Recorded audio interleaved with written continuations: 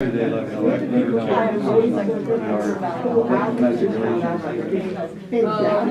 okay. So I'm gonna mention that, but, That number would be wrong, right? yeah. Okay. So I don't have any number. There's also a local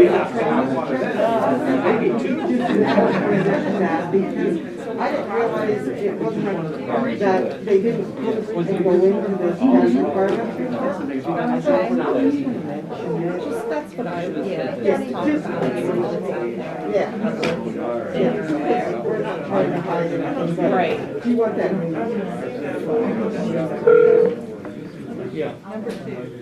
Morning, Rutherford Smith. Good morning.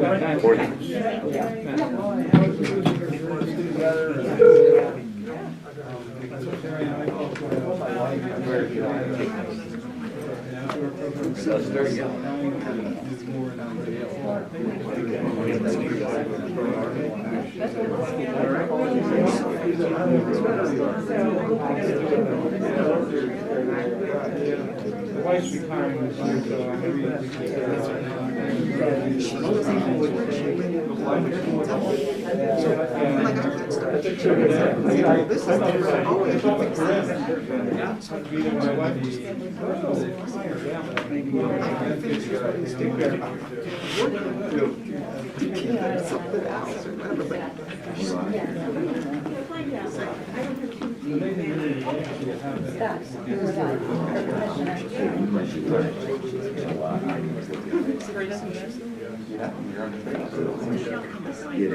I'm walking around like that. No, usually I'm like this. I can't take a pulse. I can't see. you and Val was, So, yeah. I gotta go to my class. Take balls. I heard you. I heard you. Don't worry. Hey, no, I'm not. It's just that.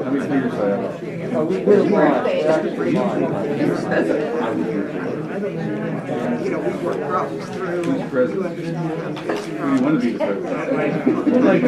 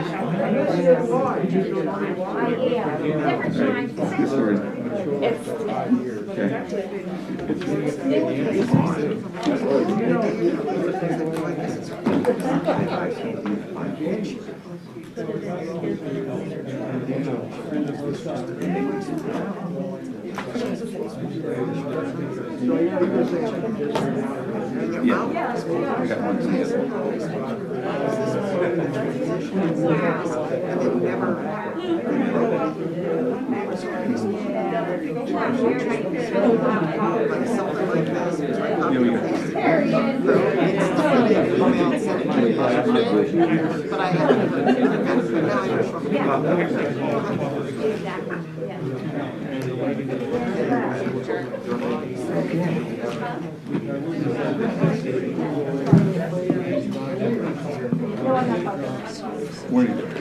Hi, Mark. Hello, hello. You said you were going to say something intelligent today, and I didn't believe it, so Well, I'm you eager know, to see it. since you're here, I'm gonna do that, give you that honor. I don't know.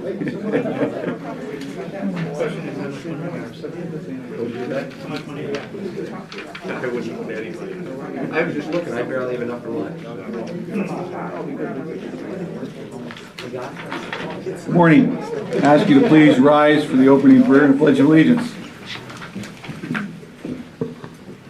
Gracious God, we gather this morning to ask your blessings and guidance in our meeting. We pray for your wisdom as we conduct our work. We pray for unity and peace. We are a divided nation of opinions. Help us to be respectful listeners to all views and not to condemn others that may not be in line with one's thoughts. Help us to be part of the body that works with the whole to be productive. We pray that we plan our course, but that you establish our steps.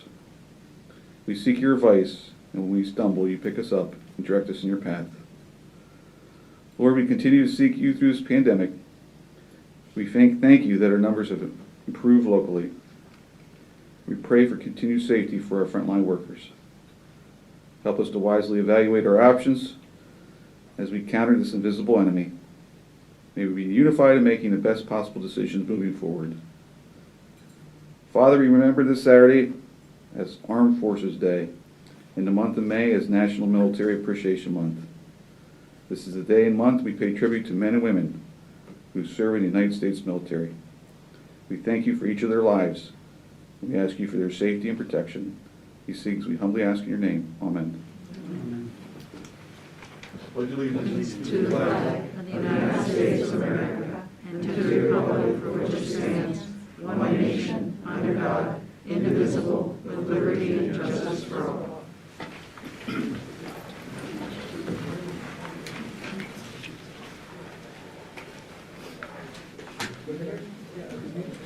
This time we'll convene the Commissioners' public meeting and ask for approval of the minutes of the previous meeting. I'll move to approve. I'll second. All in favor, say aye. Aye. Aye, so carried. At this time, we'll have public comment on agenda items only. Okay, hearing none. We have two proclamations this morning. The first one is Community Action Month, and it's, in addition, it's STEP's 55th anniversary.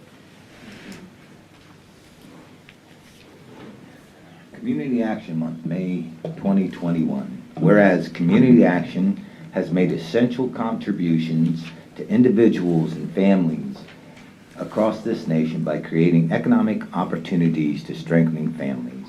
Whereas Community Action is a robust state and local force connecting people to life-changing services and creating pathways to prosperity in 99% of all American counties. Whereas Community Action builds and promotes economic stability as an essential aspect of an enabling and enhancing stronger communities and stable homes. And whereas Community Action promotes community-wide solutions to challenges throughout the cities, suburbs, rural areas, and whereas Community Action delivers innovative services and supports that create greater opportunities for family and children to succeed. Whereas Community Action insists on community participation and involvement, ensuring that all sectors of the community have a voice and will be heard. Whereas Community Action is celebrating 57 years of innovation, impact, and providing proven results for Americans. And whereas Lycoming Clinton County's Commission for Community Action, STEP Incorporated, the community action agency serving Lycoming County and Clinton counties, is celebrating 55 years of engaging diverse individual families and communities in pursuit of social and economic success. Whereas STEP and the County of Lycoming have a long history of partnership and coordination of programs, including transportation services, housing support, rehabilitation, weatherization, youth services, and family navigation. Now therefore, the Commissioners of Lycoming County do hereby proclaim May 2021 as Community Action Month in recognition of the hard work and dedication of the community action agencies serving our region, state, and nation, and specifically STEP, who serves Lycoming County. In testimony whereof, we have hereunto set our hands and caused to be affixed the seal of the County of Lycoming on this day, the 11th of May, 2021. Lycoming County Commissioner Scott Metzger, Chairman, Tony Macera, Vice Chairman, and Richard Marabito, Secretary. Well, as chairman, I get the opportunity to sit on the board with STEP, and I get to see firsthand all the work that they do for our community. And they have an outstanding staff led by Jim Blankenhorn, the CEO, who's in attendance today. And Jim, we'd like to have you and Rochelle come up and say a few words. We'll put you on the spot. It's your 55th anniversary, you have to say something. If you come up to the podium, please. And you can remove your mask when you're up there if you choose. And just announce your name and your agency you work for. Yeah, so I'm Jim Plankenhorn. I'm STEP's president and CEO. I think the proclamation itself, of course, spoke to to what we do. But really what I want to say today is just thank you to the commissioners, thank you to the county, Lycoming County, for the partnership. And really just over the last 5.5 decades, working on behalf of the residents of the community to either keep people self-sufficient or to get people to self-sufficiency has been our goal. And so again, we thank the county so much for the partnership and all the services that we do provide really on behalf of the county. So thank you so much. Thank you. Okay, Jim, thank without you. putting you on the spot, what is STEP's budget usually? So normally last year prior to the pandemic, probably around $30 million. And much of that is passed through in the sense that those funds go to support the customers, whether that's transportation, housing, Office of Aging, Head Start, serving over 600 kiddos in Head Start throughout the Bi-County area. This year, I just checked before today's meeting, we are at $44 million because of CARES and the other funds that we've received from the pandemic. And one one of the programs you're working with us on is the rent relief for the tenants and the landlords and utility companies. And Rochelle's spearheaded that, and that's a $7 to $8 million project. And you guys have done an outstanding job assisting the community. Yes, thanks so much. And I think obviously you're hitting the nail on the head when you talk about Rochelle and the other 300 staff that really have put together that program and have done great work. I know we've had 300 or so applicants. I think to this point it's probably even higher than that now. 580. 580. All right, so I didn't get that information right before the meeting, but yeah, there you go, 580. And those staff are doing a tremendous service to process those applications and get that monies out. I think it's $7.4 million roughly for the residents. So, yeah. I'm not sure if the public's aware. I mean, we use utilize a lot of organizations, but the two that stand out, especially in the past 2 years, was STEP and CEDACOG. And it's hard to comprehend what maybe $70 million of money that comes into our community and is handled by these two organizations for us, what it does for our community. So we hear from the elderly quite often how satisfied they are with your organization, and we lost a good person here at the county, and we hold a grudge. I can understand that. 17,000 customers a year is approximately the number that we serve. And again, even with the pandemic monies that have come through, we've really not added that many staff. The goal is to absorb as much of that as we can internally with the staff that we already had, so that we can that those monies can really go out to the community. And that's true with all of our programming, more than 36 programs, but even with the CARES money that came through, to try and be as efficient as we can, so that we're supporting the community with those dollars. And recently, last fall, we started the Diverse Ability Committee in the county that helps individuals with diverse abilities. And Commissioner Mirabito sits on that alongside with me and Commissioner Massar. And Rochelle and Dan Merck have joined that committee and have met with us monthly to bring what they can bring to our community, their knowledge to us, and help the community at large. So it's great to have that partnership too. Jim, when we were talking before the meeting, you said you wonder whether STEP will be needed 55 years from now. I think that what we have to try to remember is that when community organizing began in the 40s to the 60s, it was actually Saul Alinsky in Chicago who started organizing. It wasn't accepted. I mean, in other words, look at how far things have come, that 55 years later, not only is it an incredibly important part of the community, but it's accepted as something that's important to have people who are powerless be able to have a voice, help them have a voice. And I think that it's something that we can learn from, because if we look at other things now, 55 years from now, they may be viewed in a different light. They may hopefully be viewed in the positive light that STEP is viewed. and that sometimes what we fear now actually turns out to be something that's able to really help us grow as a country and as a community. So I want to say thank you to all of you. I think you all understand that mission, and it's exciting. And I hope that STEP is here 55 years from now, not because we have lots of poor people, not because we have to continue to try to end cycles of poverty and so forth and help people, but because we found ways to have STEP become an organization that continues to give growth to our community. So thank you for that, and thank you to the staff. Let them know that, okay? Definitely will. Thank you. Yeah. Okay. We'd like to have a picture with you and Rochelle and give you the proclamation.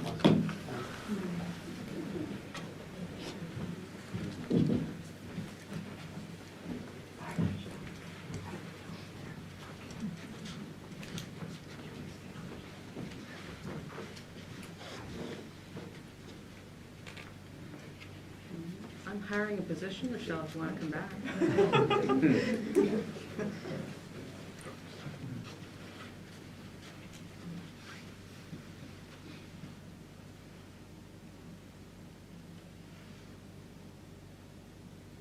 One more.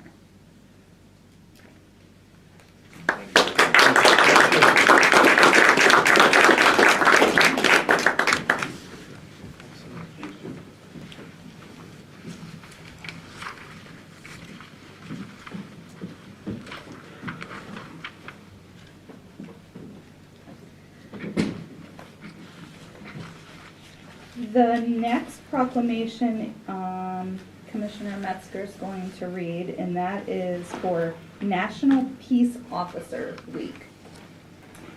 This is a proclamation for May 9th through the 15th, 2021, whereas in 1962, President John F. Kennedy signed a proclamation which designated May 15th as Peace Officers Memorial Day, and the week in which that date falls as National Police Memorial Week. Currently, tens of thousands of law enforcement officers from around the world converge on Washington, D.C. to participate in a number of planned events which honor those who have paid the ultimate sacrifice. And whereas our law enforcement officers are the guardians of life and property, defenders of the individual right to be free, warriors in the battle against crime, and are dedicated to the preservation of life and property. And whereas the County of Lycoming honors the valor, service, and dedication of all police officers, and publicly salutes the service of each and every one of our own police officers. And now therefore be it resolved, we the Commissioners of Lycoming County do hereby proclaim May 9th through 15th as Police Week in the County of Lycoming, and call upon all our citizens to make every effort to express appreciation to these men and women who are willing to sacrifice their lives if necessary to guard us and all our loved ones against all who will violate the law. And be it therefore resolved that we invite all citizens to reflect and remember our fallen police officers of Lycoming County and everywhere who lost their lives in service to their community. These officers will forever be remembered for their ultimate sacrifice. Presented this 11th day of May, 2021, Lycoming County Commissioners, Scott L. Metzger, Chairman, Tony R. Massar, Vice Chairman, and Richard Marabito, Secretary. So just in 2021 alone, there has been 119 fallen officers. And as the movement that sweeps across the nation to defund the police continues to try to gain momentum, it's the wrong direction we're going. We need police. We need good police, trained police to protect us. And these individuals that go out and sacrifice in all kinds of weather, all shifts, at the mercy to protect us is what we need in this country. If you saw the Times Square shooting this past weekend, and you saw two brothers get in a fight, and 4 innocent bystanders who were tourists get shot, one being a little girl, and you see the police officer scoop her up in her arms and run to an ambulance blocks away to get the emergency need and care that that child needed, that is a testament to what a police officer does and what they do daily for each one of us. That's a hero. And those individuals need to be honored. So with that said, this is a week to remember our police officers, remember those that have given their lives, that leave widows and children behind. And we should try to do the best we can do to honor them. I'd just like to add that, without law enforcement, we will have a nation of chaos and anarchy. And as much as you see on the TV of, police officers sometimes mishandling their power, and sometimes it's blatant, but for the most part it's not. And I would say 99% of the times it's just not. And it's incumbent upon us all to start spreading the word, start reversing this tone that's out in this nation right now, from school teachers to college professors that are joining this bandwagon to defund our police officers. We need to tell a different story, and we need to speak out. If we don't, this is where our country will end up, in chaos. And no one wants that to happen.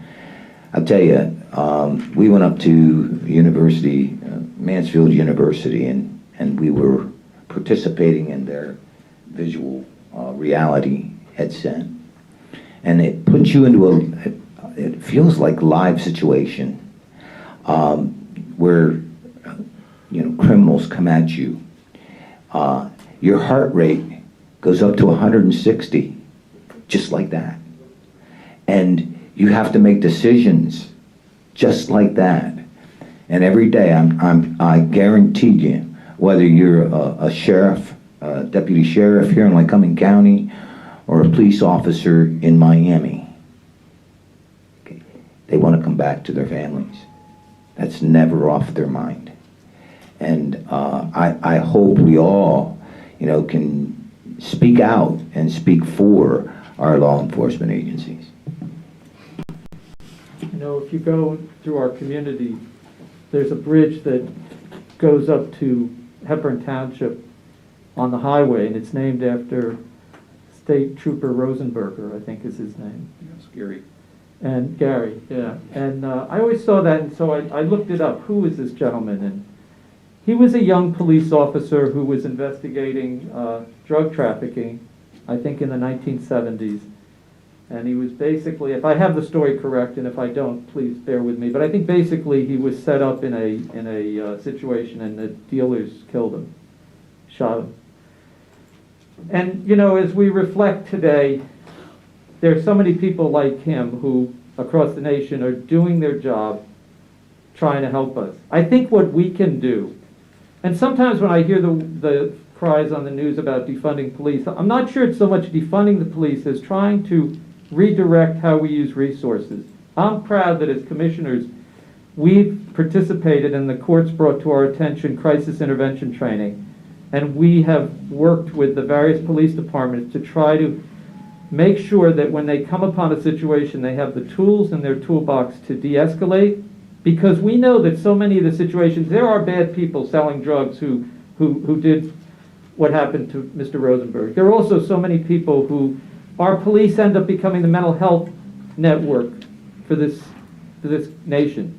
And that, we've spoken about that when we talked about the prison. And that's something that we as citizens can try to do. Try to make sure that we give the police the tools so that they can go home at the end of the day and they don't become the victim of a situation that escalates and gets out of control. We're not going to, the drug dealers who are carrying guns, who will kill people on sight, that's in a whole other category. But I think we can do what we can, and I'm proud that as commissioners we've done that, and I hope that we can continue to try to do that. So we do take a moment to remember them. I'll never forget when I was a kid growing up on Long Island, there was a police officer who drove, it was 1 square mile, 5,000 people in the village. There was a guy who drove, Richard Dick was his name, and we always ran over to his car when he came down. He must have been 10, 11 years old. And we talked to him. And we knew, I can see his face today. right? So many years later. And that's the kind of community we want to build, where people know the police, where they interact with them in a way that's positive and in a way that builds the kind of trust. So I think today is something that we can do to lead towards that. I had the honor, the last Little League World Series we had in 2019, to be a team host to the team from Elizabeth, New Jersey, who was very close to their police in their community. Actually, their league's named after a fallen state trooper who would actually stop on his way home from shifts and play catch with the kids. And the relationship that I saw with the state police, actually the head captain of the state police in New Jersey rode over here with 4 of his captains in uniform for the series, and met with the kids and thanked them for respecting law enforcement. And the relationship, that's the way it should be in a community. That these young kids, they respect the police. They know they're their friends they can go to when there's situations going on in their neighborhoods. That's the community you want to live in. And it was awesome to see that relationship with the kids and the police, and the friendships they had developed, and the trust that they had developed. And that's what we should strive to have in each one of our communities. Okay. Yeah. All right, so we'll move on to 2.0, Accounts Payable Cash Requirements Report with Brandy Clemens. Good morning, Commissioners. So you can hear me a little better. I'm here to present the Accounts Payable Cash Requirements Report for the check run on Wednesday, May 12th. Invoices due through May 19th. We had one invoice in the amount of $57.50 that turned out to be a duplicate that we need to pull, that I just found out about right before I came down. So the total will be $1,477,978.84. Do you need me to repeat that? There also will be a small run that didn't make it into the cash requirements report, and I don't think we've historically presented it to you, but we also have a small poll worker training pay run for the training of the poll workers for this year's election in the amount of $442.50. Okay, any questions? The only question that I had, and I did get it answered, is that we had Habitat, Greater Habitat, for $55,000, and it was not broke down, but I did get the breakdown. So it was Yeah, it's for the houses on Scott Street and the FAIR program. fair. Yeah. It was the FAIR program. Aside of that, it looked good.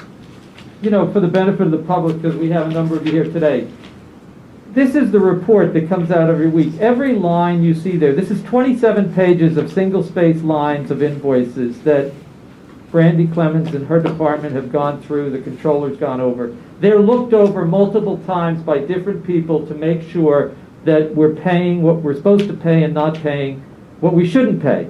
And that's how you wind up with a $57.50 duplicate. So I just wanted to give it, because I think sometimes we don't appreciate what goes on behind the scenes to make county government run. Yeah, thanks. Yeah. Okay, can I have a motion to accept? I'll move to approve. I'll second. All in favor, say aye. Aye. Aye, so carried. Thank you. Thank you. This is, for 3.0, this is the first week of your informational series. Yes. So this week's informational series is county government, or county departments, and what they do for you. So we're going to hear about Lycoming County Prison, and Brad Shoemaker is here today. Okay. Thank you, Brad, for being here, and thank you for being the first of our series of departments on what county government does. Thank you, Commissioners. Just like to start out with the prison's mission statement, which states that the purpose of the Lycoming County prison system is to provide in a cost-effective manner the appropriate degree of security for the safety of society, the inmates, and staff. The prison system maintains a variety of programs which provides inmates an opportunity to prepare themselves for integration into less restrictive facilities of the correction system and eventual reintegration into the community. To accomplish the mission of this institution, it is recognized that the prison is responsible for the care, custody, and control of inmates in a humane and secure manner. The prison system is comprised of two different facilities that work in collaboration with each other. That is the Lycoming County Prison and the Pre-Release Center. At the Lycoming County Prison, we have 90 full-time positions, and at the Pre-Release Center, we have 41 positions, 36 are full-time and 5 are part-time. Those positions comprise administrative staff, security staff, maintenance staff, food service staff, medical staff, counseling staff, and our bail release program staff. Currently, as with many other organizations and businesses in Lycoming County and throughout the country, we're experiencing a staff shortage. So we do have 90 positions, but we don't have a full complement of our staff right now. We are accepting applications, and we encourage anyone that's interested to get on the CareerLink website and apply. We're hiring for both male and female correctional officers. The inmate population at the prison and the pre-release center is comprised of both males and females.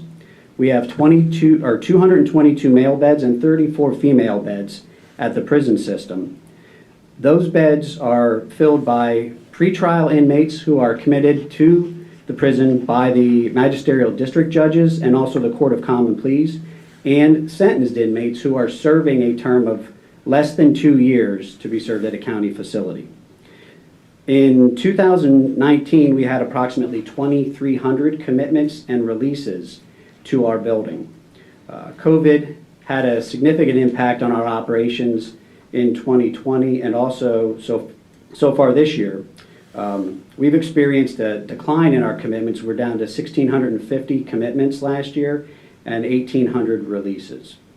Inmates at the Lycoming County Prison are typically 18 years of age or older. However, the courts can certify juveniles into adult court depending upon an offense that they may have been charged with. So there are times that we will have juveniles, but they are certified into adult court. The majority of the inmates that are committed to Lycoming County Prison have some existing or pre-existing underlying condition with drugs and alcohol and mental health issues. So we see a lot of issues with the inmate population that we address at the prison. The pre-release center is comprised of 105 male beds and 32 female beds. The inmates at the pre-release center, unlike the inmates at the prison, are all sentenced. They are sentenced by the courts to serve a sentence in county prison or county work release and work crew, and they participate in work programs. A review of the work release program is that these are inmates that have a job before they come to us, and they are able to maintain their employment while they're incarcerated. Our work release program also has an employment specialist that works with the inmates who are sent to the pre-release center that may not have employment, and also works with local businesses to be able to have inmates obtain employment so that they can leave their sentence at the county prison perhaps in better shape employment-wise than they were when they came to us. We also have a work crew component to the pre-release center. That's supervised by our work crew foreman program, and that provides to the county and local nonprofit organizations opportunities to address concerns that they may have if there's issues. Our foremen teach skills to the inmates as far as building, construction. We provide inmate labor to some of our other county facilities to assist out at the resource management facility. Currently, we have a small group of inmates that are participating in the construction of a magisterial district court's new building up in Old Lycoming Township.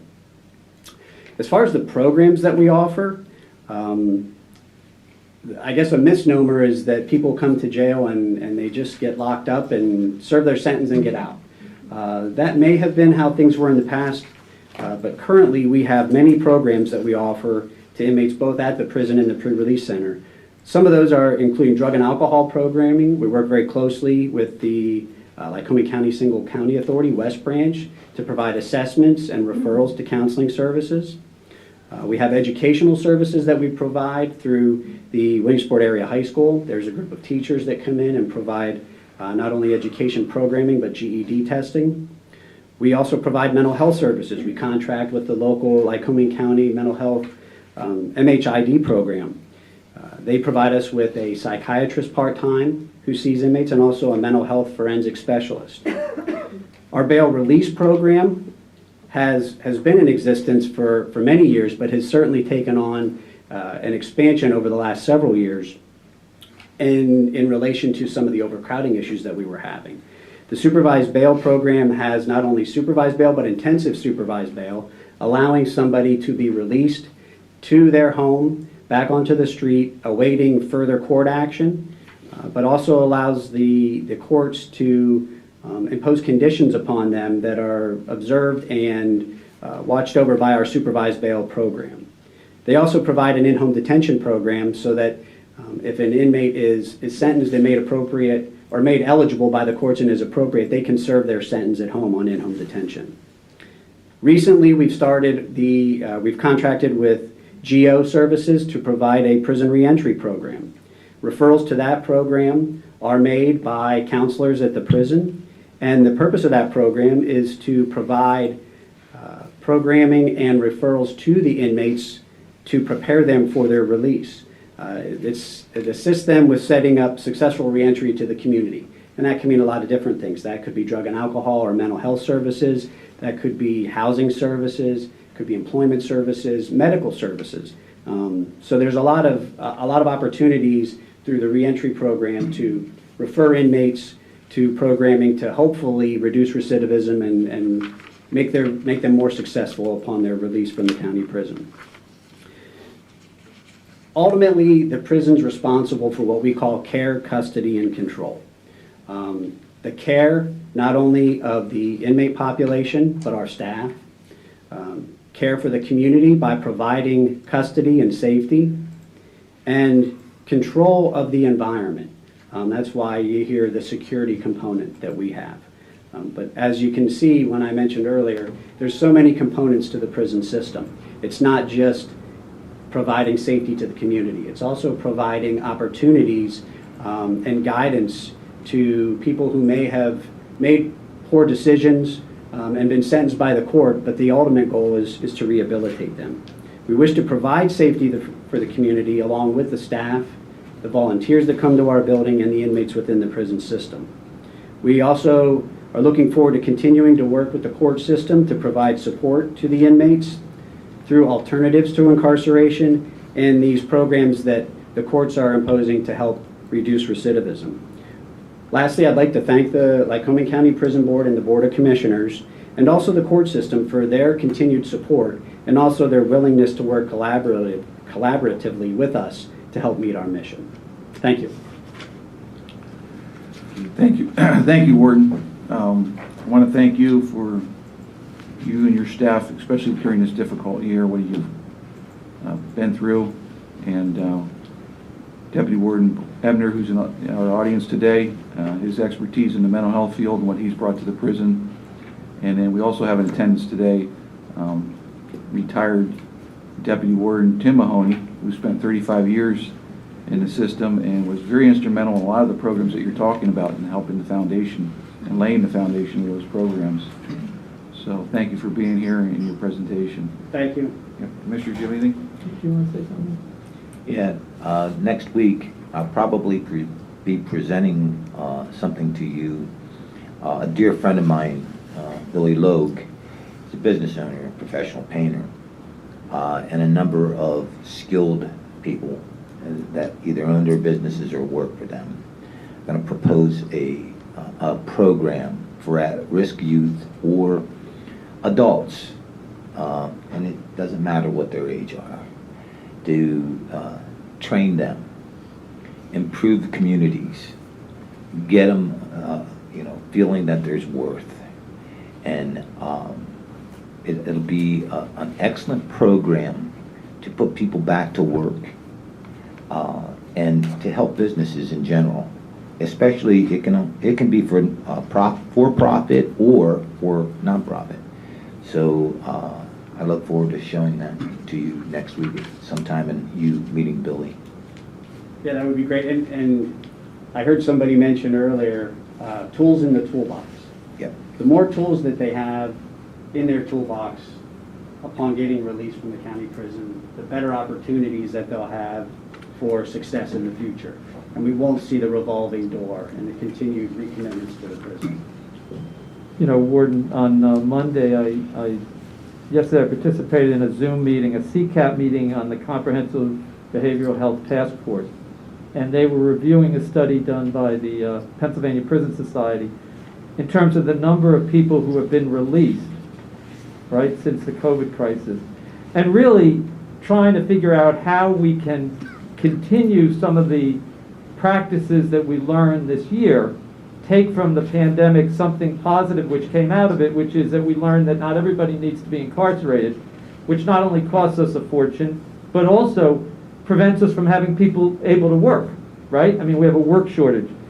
And for the public may not understand that when we have someone in the county jail, we're responsible for their health, as the warden said. If they're outside the jail, they might be on Medicaid or they might be on some other health program. It costs us a fortune when we have people in jail and they get sick in jail. So when we incarcerate people for a long time, we're signing a check for their health care that maybe is not our responsibility as a small community of 113,000 people in central Pennsylvania, because their smoking or whatever, or even just their unfortunate bad health shouldn't fall only on our shoulders. But it's exciting. One of the things they mentioned in that Zoom is that it really takes a team, which is what you mentioned. Yes. And I do want to thank you and thank Warden Ebner and the other deputy wardens and the work that Tim Mahoney's done. It's amazing how you build on the work that was done by those who came before you, right? Correct. And so thank you all, and we'll keep doing. I believe this was your idea, doing this informational series, and I think it's a great idea, Commissioner Metzger. I really do. I think that it gives an opportunity for us to help the public. So thank you. And people may not know, but Commissioner Macera is the chairman of the prison board and chairs that. So. Thank you, Brad. We'll be Thank you. featuring a different department each week, so thank you for being Thank first. you for your time. Yep, thank you. Okay. Next, personnel actions with Roxanne Greco. Good morning, Commissioners. Good morning. In the Maintenance Department, Sean T. Smith as a full-time replacement, Maintenance 3 Electrical, pay grade 8, $20.01 an hour, effective May 24th, 2021.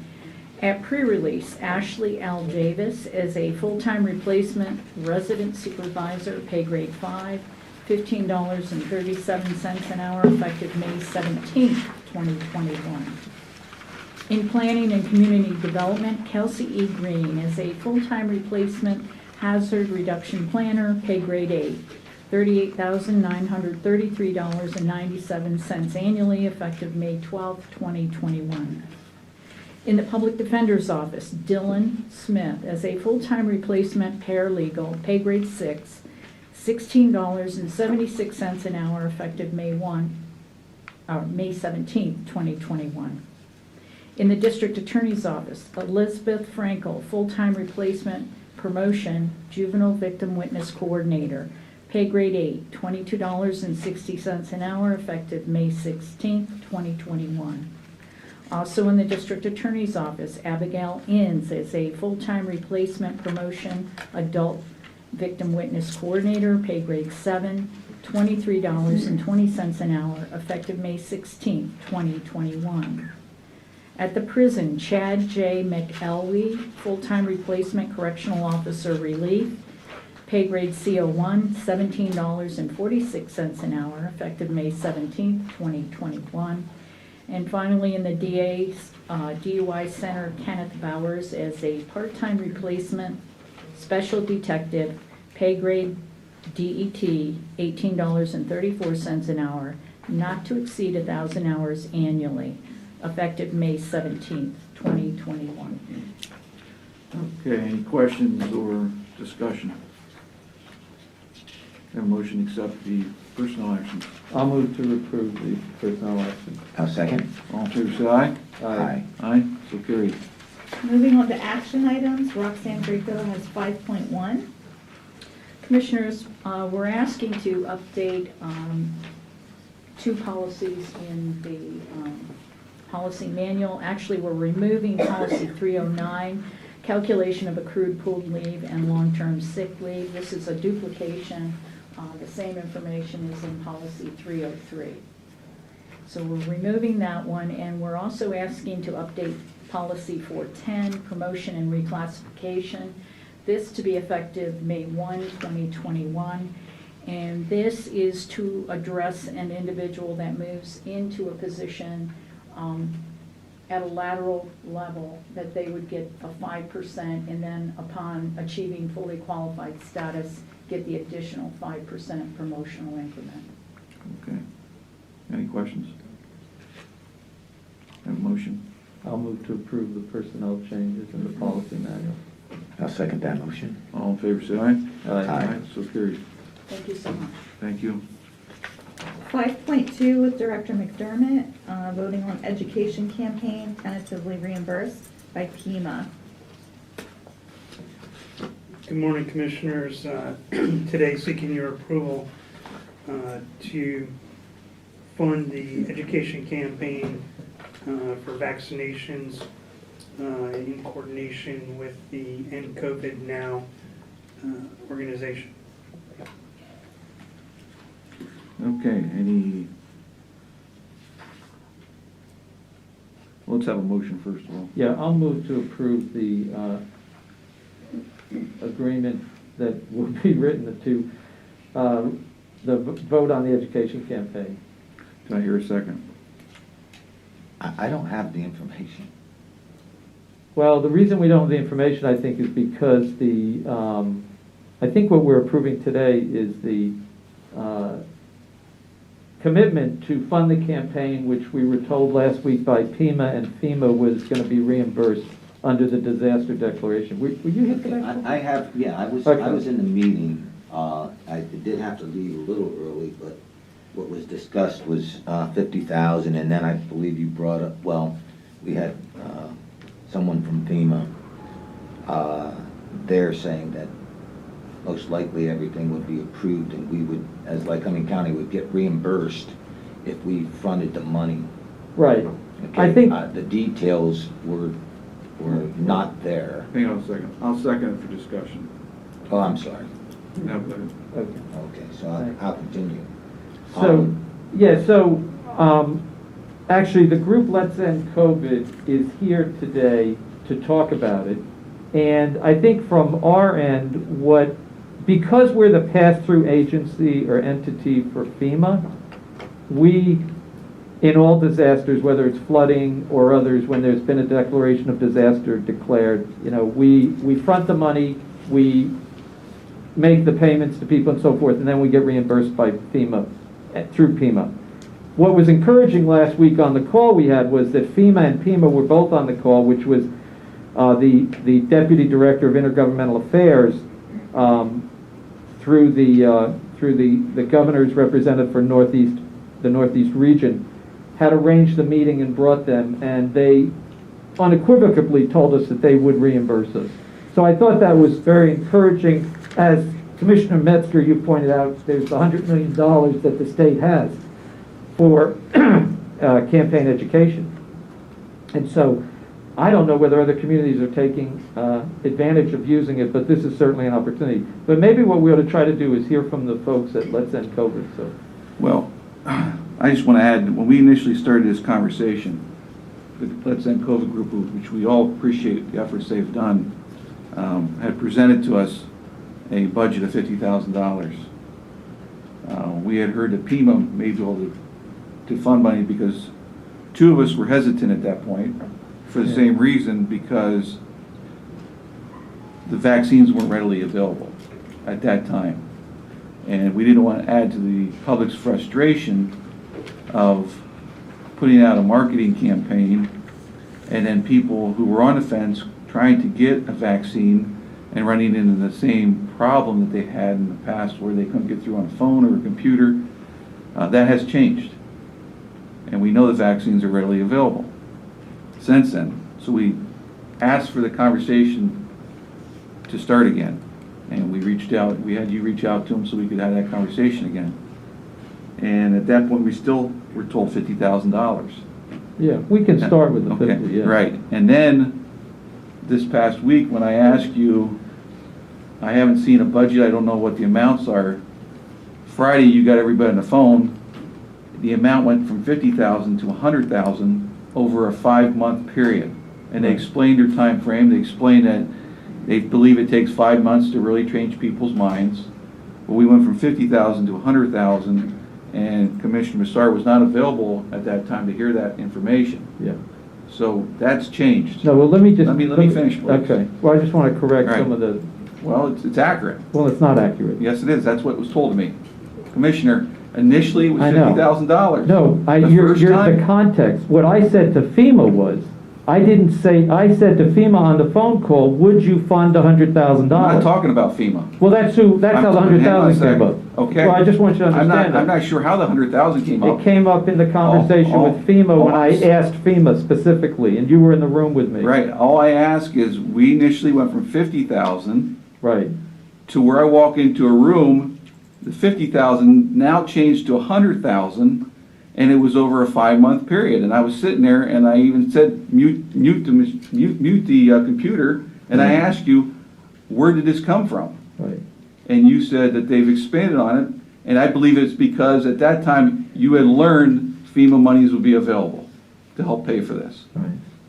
Well, here's the we were negotiating with FEMA, and FEMA was what we were doing in the telephone call. We were basically in that call negotiating and finding out, first of all, would the federal government reimburse us?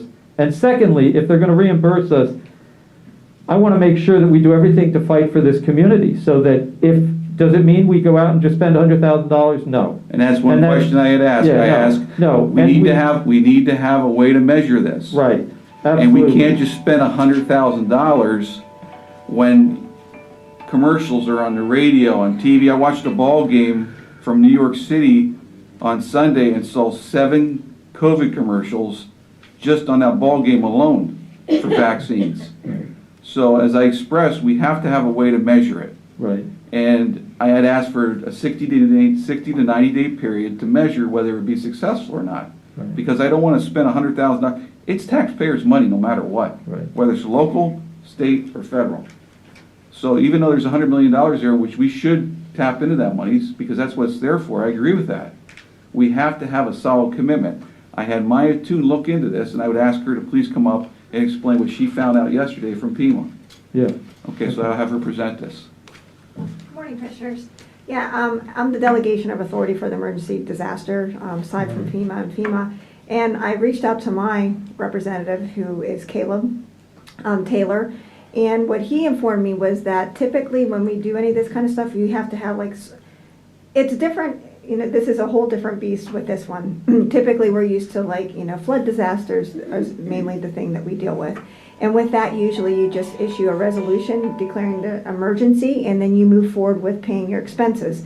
With this, the changes are that you have to at least have a memorandum of understanding in place before you can proceed with anything. Right. So when I looked into it for Commissioner Metzger, the first thing that they started asking me was a slew of questions of how it would be monitored, all of that kind of stuff, and unfortunately was not involved in the prior discussion, so I could not relay that information.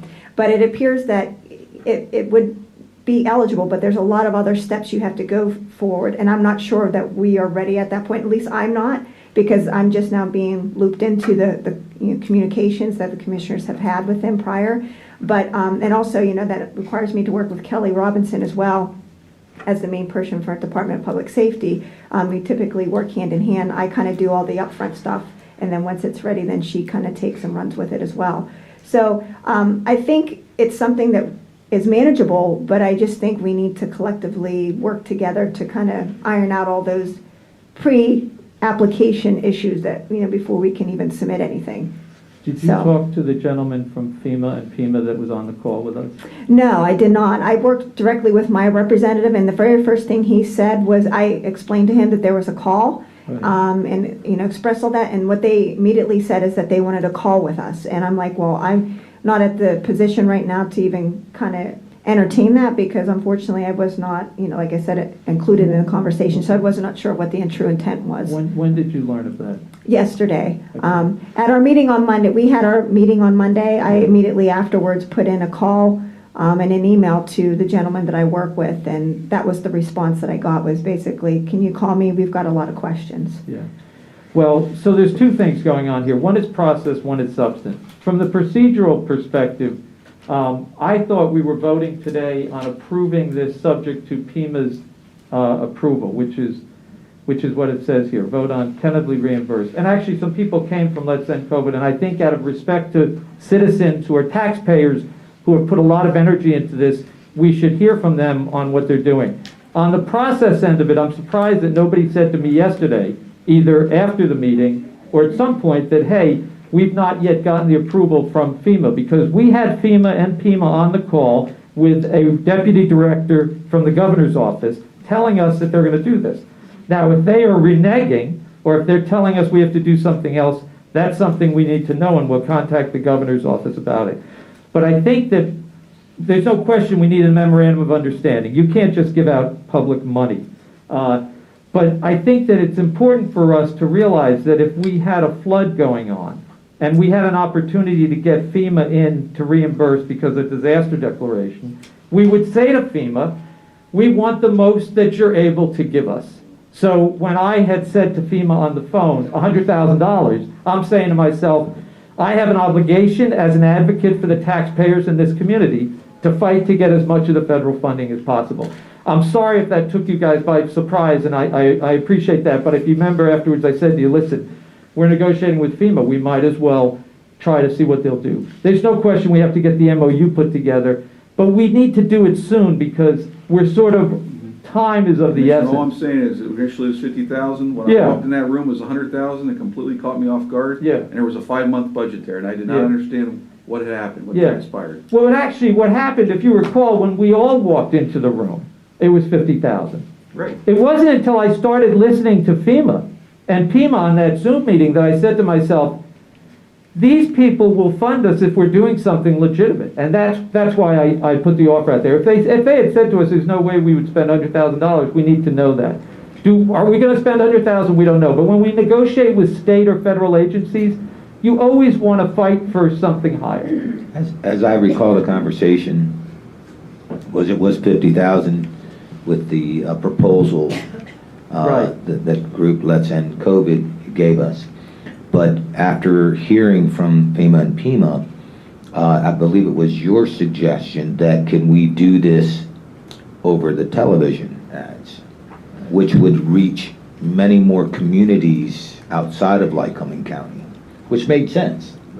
I mean, when you take a look, and I'm not sure where the numbers are today as far as total positives of COVID in Pennsylvania, but it's under 1.5 million.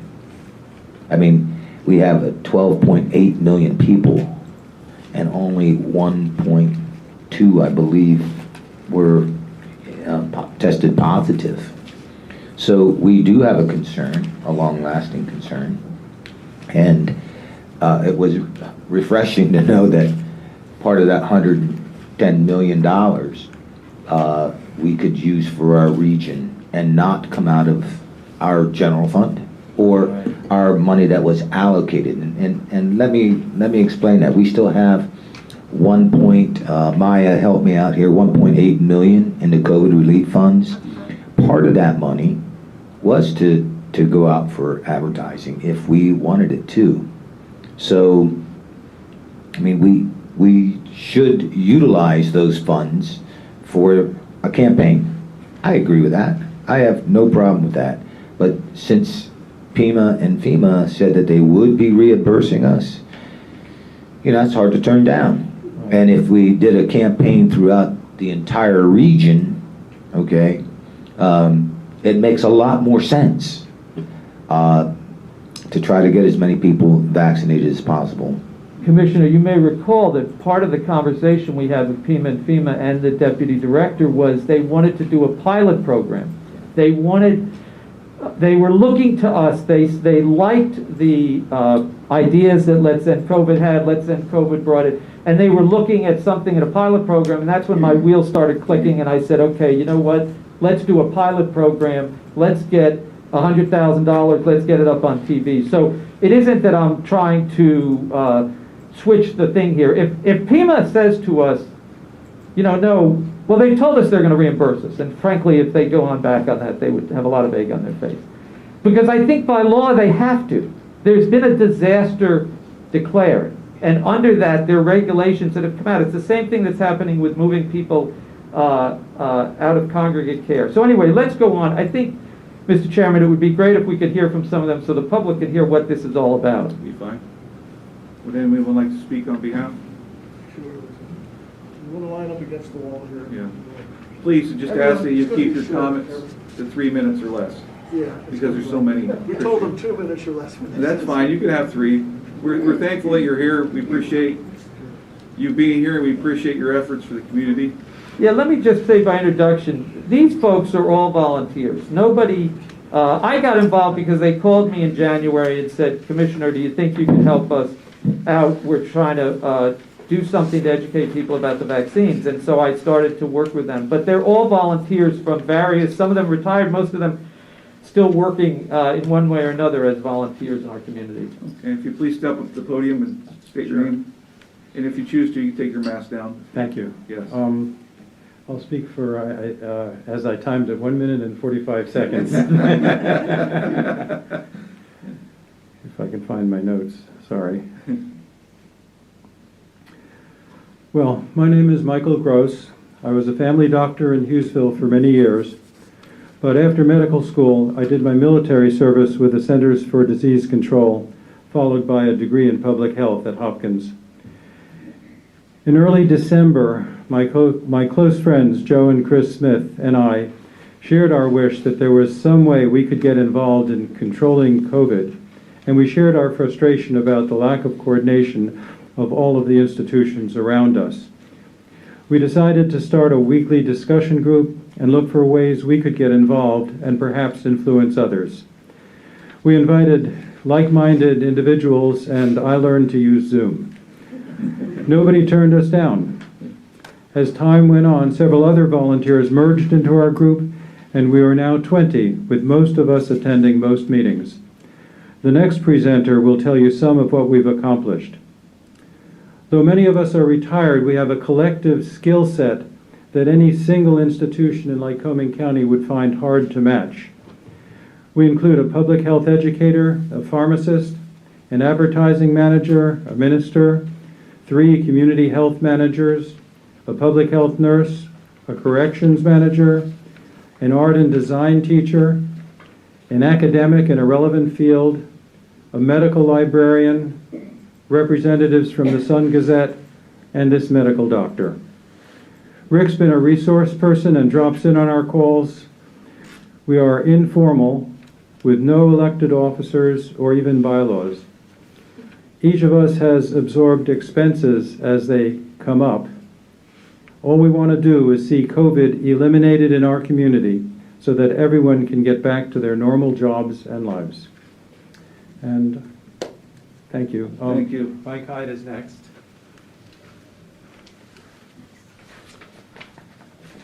That always happens. That's okay.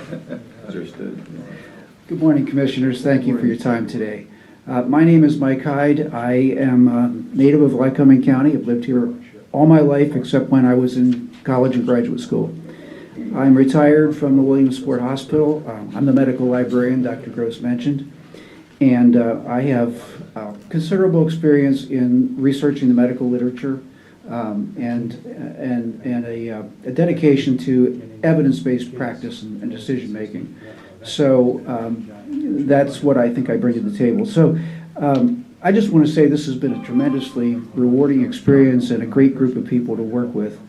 I won't tell you everything that we've accomplished, but I want to give you some sense of what we've been able to do just with volunteer labor and without much financial investments so far, because I think it demonstrates what we can accomplish. We've partnered with the Williamsport Sun-Gazette. We've published so far 15 editorials in the weekly Sun-Gazette, another one coming up this week. Again, we try to make those not just opinion pieces, but as fact-based as we can. We have conducted a pilot project distributing leaflets through customers' bags at TJ's Market and the Montgomery Pharmacy in Hughesville. Our education committee was interviewed by Backyard Broadcasting, and that was broadcast on April 18th on the Sunday Morning in Touch program on several of their stations. We've put up one standard billboard and 2 electronic billboards so far. We have designs ready for a total of 10 of those.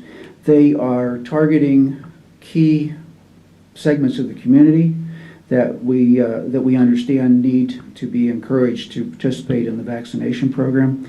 And they feature real members of this community, several of whom will be readily recognized and are trusted folks. We've partnered with the Lycoming County Healthcare Coalition, it's called Health Improvement Coalition, on a bi-weekly update of vaccine availability and locations. And we have created an informational slideshow that's going to be going up soon on the large screen at the Trade and Transit Center, and I believe is already being displayed at the Lycoming College Gallery on 4th Street. We're recruiting physicians to record Mythbuster radio spots for us because there's a lot of misinformation, as you all know, readily spread around by social media and so on. And the purpose of, right from the beginning, when I got involved with this, my goal was clear, consistent messaging that really shares the right information with folks. I'll conclude with that. Thank you very much. Good morning, Commissioners. Morning. Pleased to be here. My name is Barbara Hemmendinger. I'm going to keep my mask on because my husband's going for surgery next week and I don't want to take a chance of bringing a cold home. So my name is Barb Hemmendinger, and I'm a long-term member of the Lycoming County Health Improvement Coalition, as well as Let's End COVID. And I retired from nearly 40 years as a faculty member in behavioral and community medicine with the Williamsport Hospital Family Medicine Residency Program. At the time I retired, we had trained almost 300 family doctors, many of whom have remained in this community to practice full service family medicine, and many of you probably are patients of theirs, and I'm very proud to have been part of that. One of my colleagues there is Dr. Tim Heilman, who was the former president of the statewide Pennsylvania Academy of Family Medicine, or Family Practice, and now is the president of the Lycoming County Medical Society. And he is very supportive of our efforts in Let's End COVID. In fact, last week he communicated with all of the physician members of the Lycoming County Medical Society to ask them to talk with each of their patients who comes in to be seen, to ask them about their COVID vaccination status, elicit their worries or concerns if they have them, and then engage in a dialogue with providing sound information for those patients to make up their minds about what they wish to do regarding vaccination. Dr. Heilman and his wife, as well as their 7 adult children, have all been fully vaccinated, as has his 91-year-old mother, and he's just waiting for FDA approval for all of their grandchildren, who are small, to get vaccinated. So in the United States, we've all been hearing about the vaccine hesitancy, and since April 13th, which is just about a month ago, there's been a 41% drop in the average daily number of immunizations given for COVID. That is really significant. And I have a picture from the CDC, a graph that I can share with you and everybody else. It shows the blue bars are each day the number of vaccinations given in the U.S., and the red line shows the increase from when the vaccines first started in December to about 5 days ago, and you can see the precipitous drop-off in the last 4 weeks. Now, this is not entirely unexpected. Initially, when people who are at highest risk were offered the vaccines, older people, as well as our healthcare heroes who every day were exposed to COVID, they were the first people to take the vaccine. And more than 8 out of 10 people over the age of 65 are now fully vaccinated.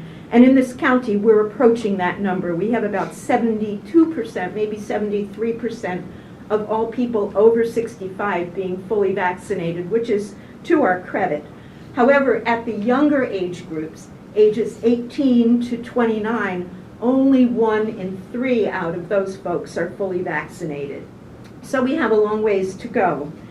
In our county, since December 14th, when the vaccines were first made available, to now, which is May 11th, so that's almost 5 months. It's taken us these 5 months to get to the point where 30.6% of our county's entire population is fully vaccinated. 5 months it took us to get to 30%, and most of those people were very eager to get vaccinated, so it was not that hard a sell job. It's harder now, as I've just explained.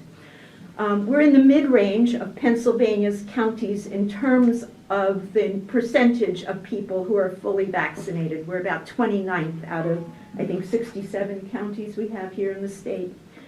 And had it not been for our Let's End COVID group's work, the volunteer efforts that Michael Gross and Mike Hyde just described, our numbers would probably be lots lower. The vaccination providers in this county that I'm in touch with, because I develop the regional list of vaccination sites every 3 days, twice a week. This list goes out to multiple people, and it's on several websites. So I am in touch with the vaccination providers in Lycoming, Clinton, and Union counties, and they tell me that there's been a steep drop-off in the number of people seeking vaccines here, with there having many extra doses now available. So this is of concern. Another concern in our county is that when you look at the numbers, we have a huge gender gap in terms of who's getting vaccinated. Of all of the people fully vaccinated here, 59% of them are women and 41% are men.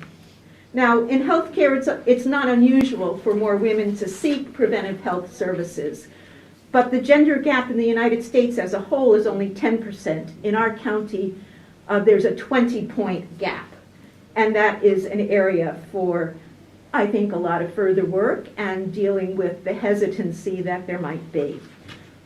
I want to just mention that in Israel, which is a small country that has an excellent healthcare system, nearly 70% of the Israeli population is fully vaccinated, and there's been some excellent research that has shown the effects of that, which shows us that the vaccines are very effective and very safe, and that they work amazingly well. When Israel got to the point of 40% of its people being fully vaccinated, cases of COVID dropped substantially, really remarkably. And remember, Lycoming County is at 30% fully vaccinated, so it's a possible goal for us. Also, when Israel got to nearly 60% of its population fully vaccinated, all cases, serious cases of COVID and deaths from COVID in the younger adult age groups, ages 16 through 44, went to zero. 0 deaths, 0 serious hospitalizations from COVID at 60% fully vaccinated in Israel. So that's something to aim for. Public health campaigns like the one that Let's End COVID is proposing are multifaceted and they work. I can tell you that personally, I was one of the first children in the United States to receive the polio vaccine when it was approved in 1954. And most of you are younger than I, But I bet nobody remembers or wants to remember the iron lungs of that time. It was a relief, and they worked. We can get to 40% of our population fully vaccinated, and with comprehensive efforts during the months of June, July, and August, the ones that we're espousing, we can strengthen our county's efforts to achieve at least 70% of one dose being received by the members of our community here. My colleague Carla Sexton from Let's End COVID is going to talk about the specifics of how we can do this. And I thank you for your time. Thank you, Barb. Morning, Carla. Good morning, Commissioners. How are you? Good morning, everyone. And I understand there's some people virtually. I also need to say good morning, too. My name is Carla Sexton, and I'm the Compliance Officer at the River Valley Health and Dental Center. So I'm one of the few volunteers that is also not retired, but gainfully employed. So I do apologize for my phone ringing. I thought I'd turned it off, but apparently I didn't. But I do apologize for that. Also, for the last 10 years, I have been responsible at the River Valley Health and Dental Center for all our marketing and communications at the center, to include support for health education and awareness. I'm going to give you an overview of the proposed budget, and since Commissioner Musser said he didn't have the details, I brought copies. Thank you. Thank you.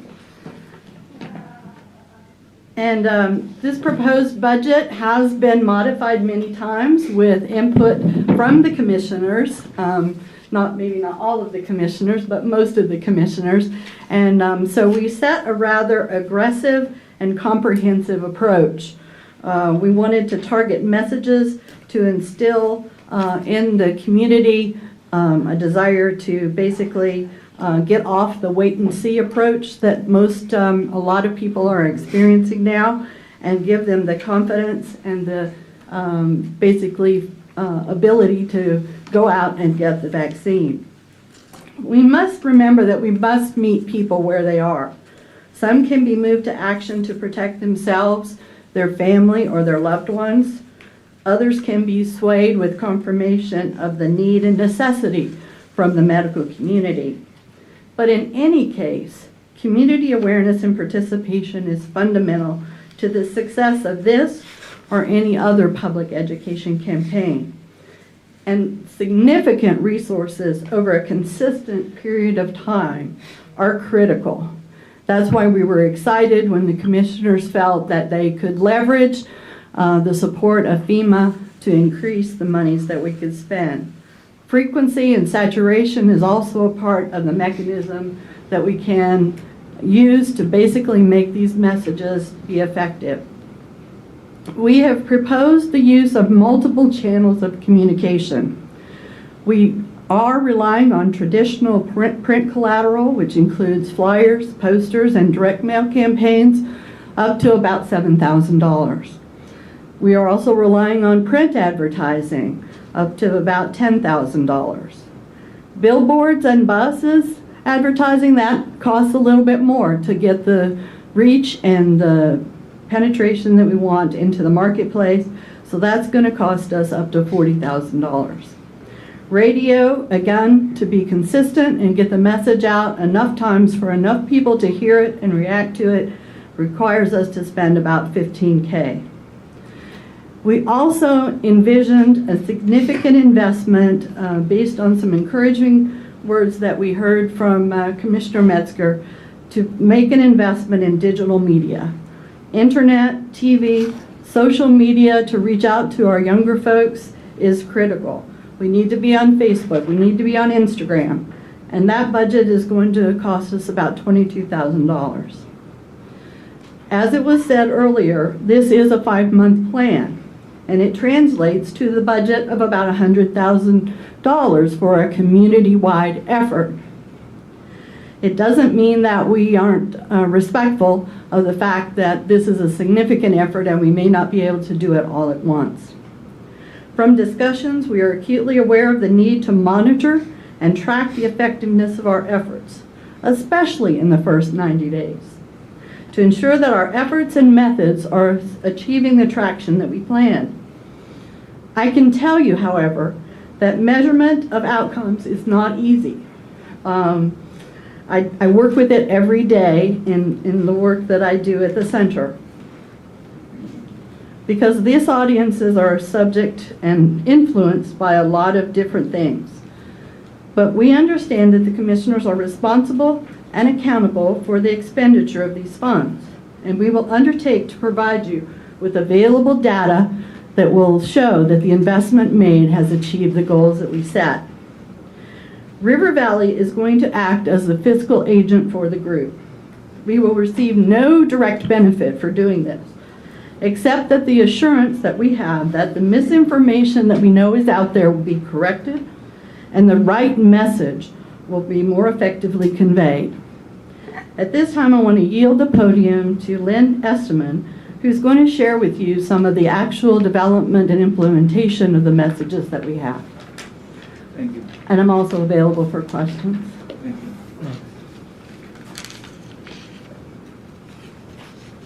Thank you, commissioners and everyone else. It's a pleasure to be here and talk about this really important campaign in our struggle to end COVID in our community. My name is Lynn Esterman. I'm a graphic designer, a photographer, and retired educator with 25 years experience teaching commercial design. The first thing that you have to think about in advertising and creating marketing is, who is your target audience? The available research shows that vaccine-hesitant people are most receptive to fact-based messages from trusted members of their own community.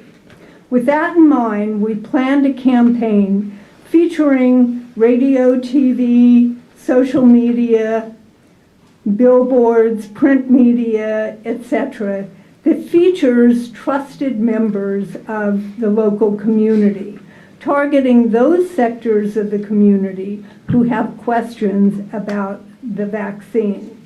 I'm going to show you a few of the billboards that we've developed. Keep in mind that a billboard is just a starting point. You know, you can't put a whole argument or a whole lot of information on a billboard. You're trying to trigger people to think about the issue.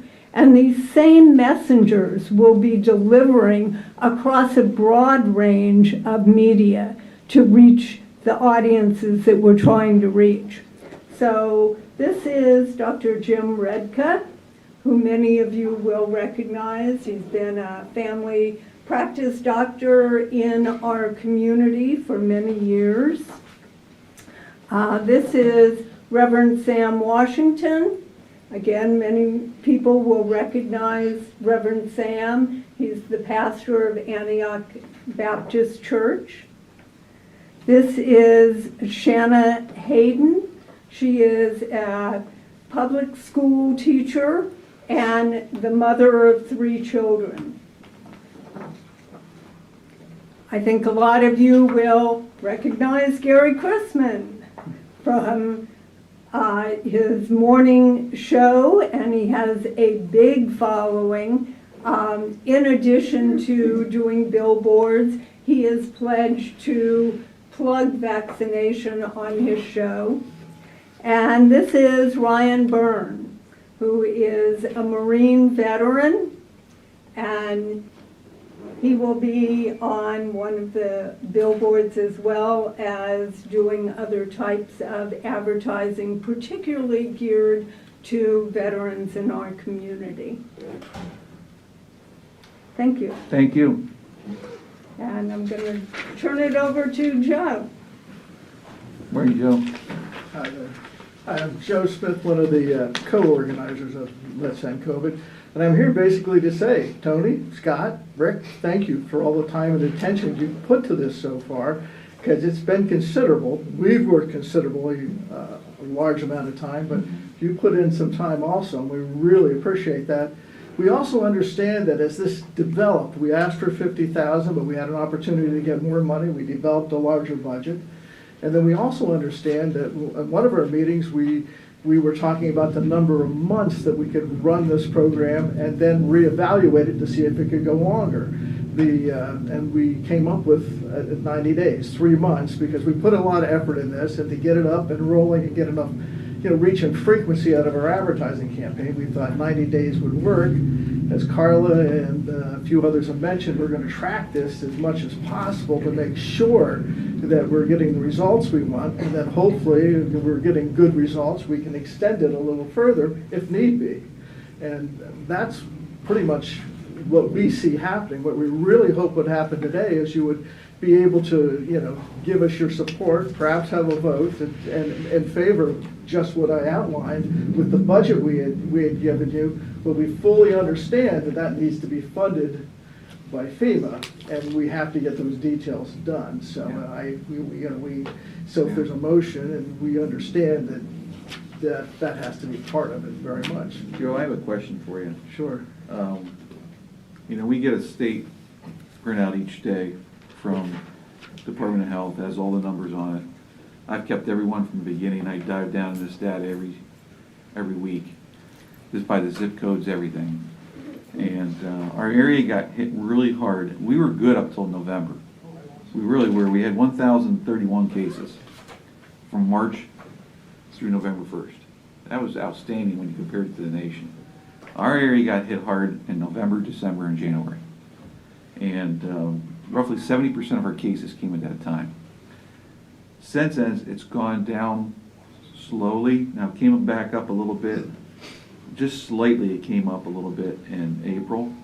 But during the first 10 days of May, we're averaging 23.6 cases for the first 10 days of May. So about roughly 23 cases of new cases in the county. Right. We're happy that the hospitalizations are going down. There hasn't been anybody on a ventilator. So we look at these stats daily. With that said, looking at the city of Williamsport and the surrounding area of Williamsport, they've made up about 4,000 of the 11,000 cases. Okay? Okay. When I asked on a call what Williamsport has pledged, the city of Williamsport, and I was informed they are involved in this. What are they bringing to the table? How much money you requested 100,000? Are they part of that 100,000 conversation? And what are they bringing to the table? Because a lot of the cases continue in the city of Williamsport and the surrounding the 17701 area code. So they need to be in the conversation with us. This isn't just a county thing; it's a city thing, and we have to be in partnership. Yes, I understand. In fact, I think City Council's meeting today. Thursday. Yeah. Thursday. What is it? Thursday. Thursday. They're meeting Yeah. Thursday, and we should know what's going on because they have something on their agenda about what's happening here. It could be 50,000. We're not sure exactly.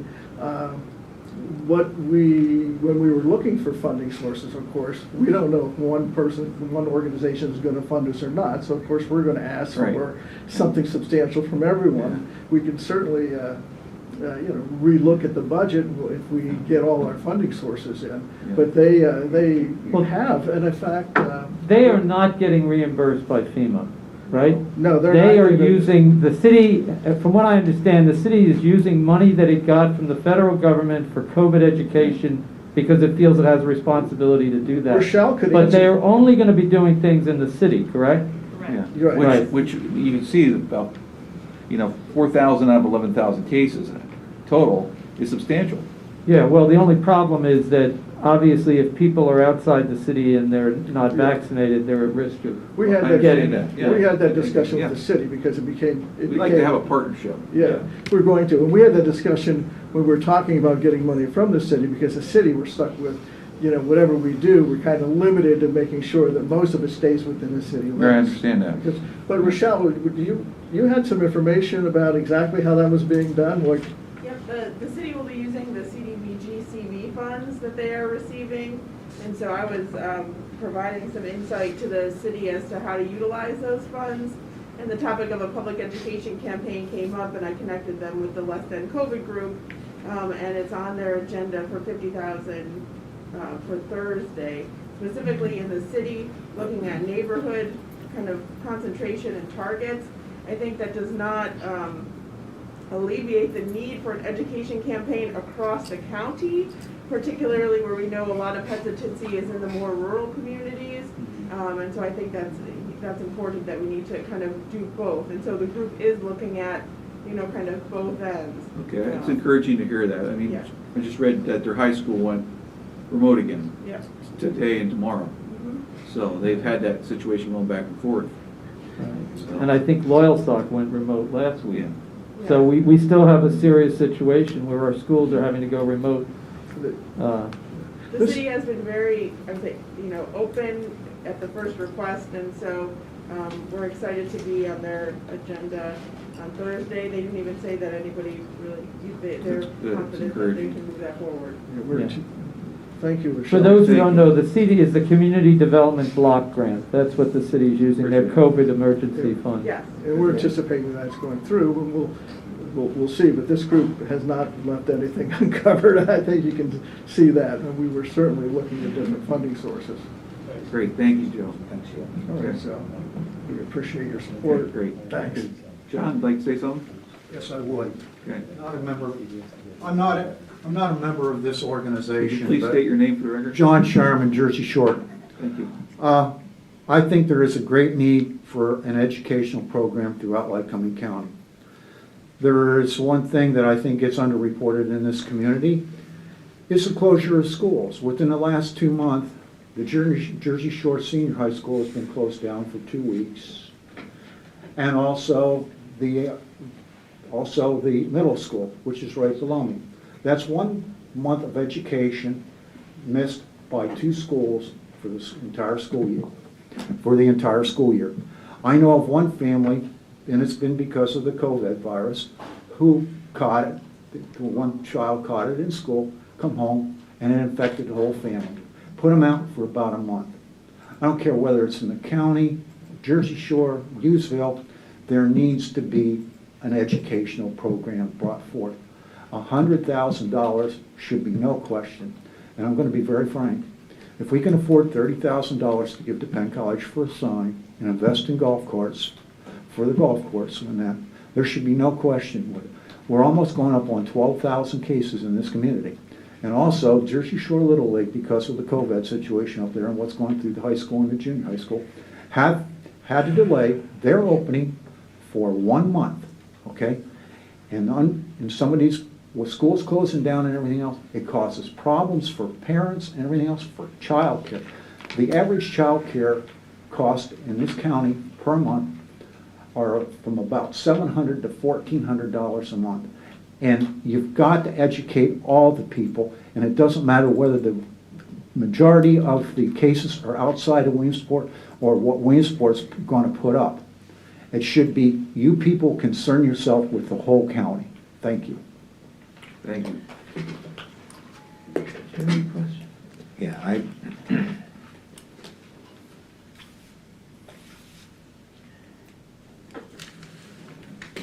what I'd like to do is, seeing that we don't have the paperwork here in front of us or know exactly the procedure and policy, we believe that this is a serious issue. And I believe that we were willing to approve $50,000 out of our COVID relief money prior to even knowing that we would get support or any money back from FEMA or PEMA. So without having the details, I would like to give this organization an opportunity to understand you can proceed. So my motion would be to use $50,000 of our COVID relief money for the use of the advertising campaign to promote receiving the vaccine in Lycoming County. That would be my motion. And then I would like to further discuss it if I get a second. Can we add to that to direct our procurement office to get an MOU from FEMA. Well, we can Right. do that. We could do that, yeah. But I'll I second. would, and that's part of my discussion, is Yeah. that regardless of reimbursement from FEMA or not. Yeah. No, That would be I great. hear you, and It'd be I'll great. second that. I mean, I want us to get reimbursed by FEMA, Oh, but I hear what you're I saying, certainly do. Commissioner, and I'm willing to second that, because I know the state's got the money, and I think you're the one who brought that to my attention. The state's got $100 million, and we should, but we, at least, Commissioner, what you're saying is, let's get this moving. That's what you're saying. It's a very difficult motion, because Right. No, I we appreciate can't even that. really approve it until we have an MOU. But to give them the assurance that there will be money available regardless. You have a motion, you have a second, we're in discussion. Okay, Yeah. now can I continue? Yes. It's going to be very hard to track this money. I understand that, and track the effectiveness of it. And I do not want to make this political, but I almost have to. During the course of the entire year, okay, we saw businesses, we saw schools, we saw people suffer, okay? And it was all in the hands of one individual, without any I don't want to say without any input from other people, okay? But I'm very, very fearful that if we don't get vaccinated, if we don't try to reach that herd immunity, that the governor will continue to use his power and declare emergency after emergency after emergency. And we have no say in the matter. He can close up businesses, he can close up schools. I don't believe the governor should have that extended power for anything, and that includes pandemic, without at least being held in check by our legislators. So I see this, to me, something that we have to do to try to end this emergency declaration, or future continued emergency declarations dealing with this pandemic. Okay, there's a motion on the table, second. For discussion, I'd like to ask the Commissioner if he would amend his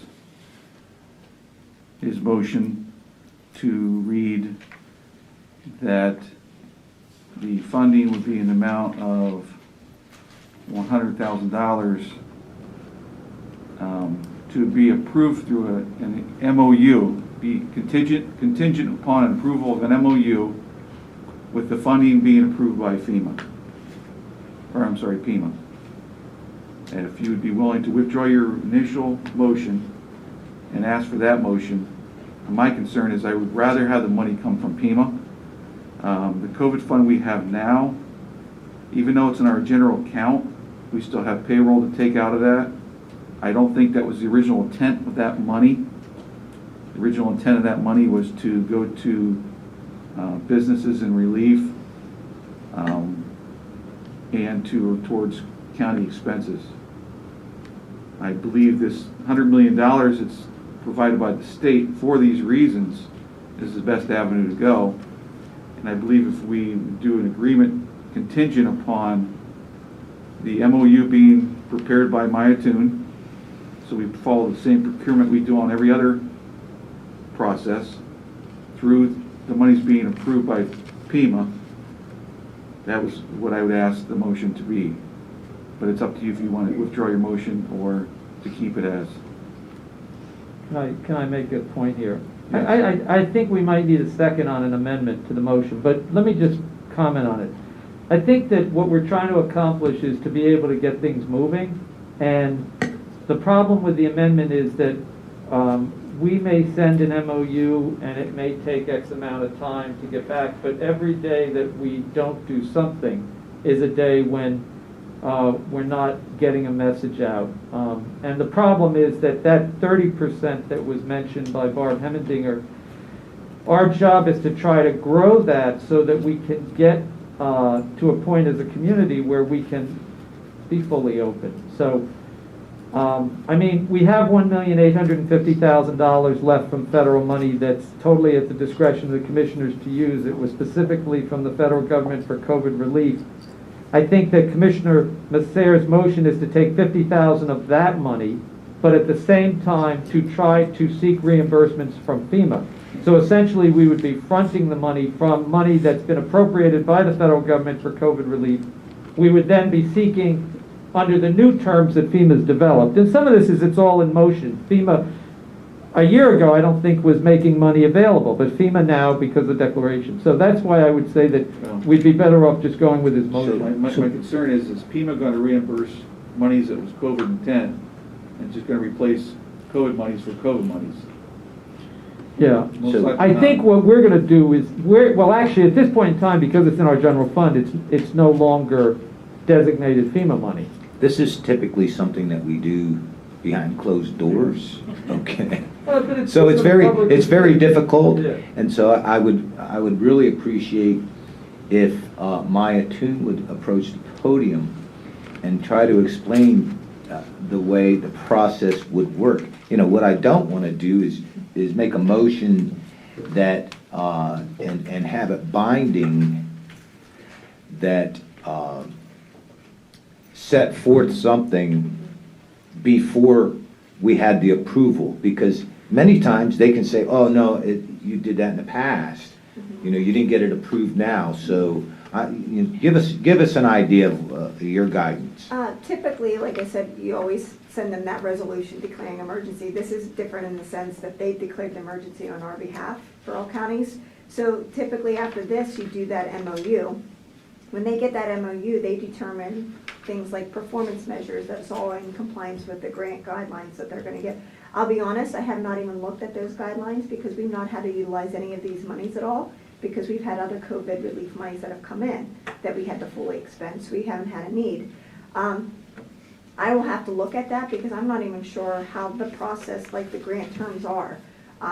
Whether, at this point, I'm not sure if it's a requirement that it's a reimbursement basis or if it's an advance basis. I'm not sure if I can simply say, hey, we want the $100,000 to do this campaign and they're going to front us the money, or if they're going to say, you have to initiate some of the expenditures and then we'll reimburse you as your report. Well, I can tell you that based on the phone call we had with FEMA and FEMA, it was a reimbursement It basis. sounded that way, They but told us how that. long does it take to set that in motion or get responses? I will be honest, one thing that the state and federal government is very slow to respond, and I say that with all courtesy. But you figure they're dealing with the magnitude of other counties with other needs and demands, some that may be greater than ours. The one gentleman that I do work with, his name is Russell Krutz. He is like the regional person. He is typically very responsive to emails. However, he can't control the process for which PIMA actually approves things. He can only facilitate and help expedite things. But he was included on that email that I sent to him, and hence why he wanted to have a thorough discussion on it. But MOU, typically, if you would submit an MOU today, on my experience dealing with them, it can be at least 2 months to 3 months before you get conversation. So why don't we give Maya the two gentlemen's name? So, because I'm not saying that your contacts aren't. No, but if we've already had a discussion with someone Yeah, else. there's no question. These people were higher up They on the were feeding very chain. high. Yeah. The person you're dealing with is not at the same level. Right. This person was working with the governor's office, and so Yeah. we can do that. The only thing is that I really think that we have $1,850,000, that it's in our general fund now. The real question is, are we going to commit the money to it? Because FEMA is not concerned with where the money came from. That's an internal discussion on our point. Because it's actually in our general fund. We could buy golf carts with it. I mean, that's the honest to God truth. The way the money became turned into the general fund. So Joe, let me ask you a question. The budget that I see presented in front of us,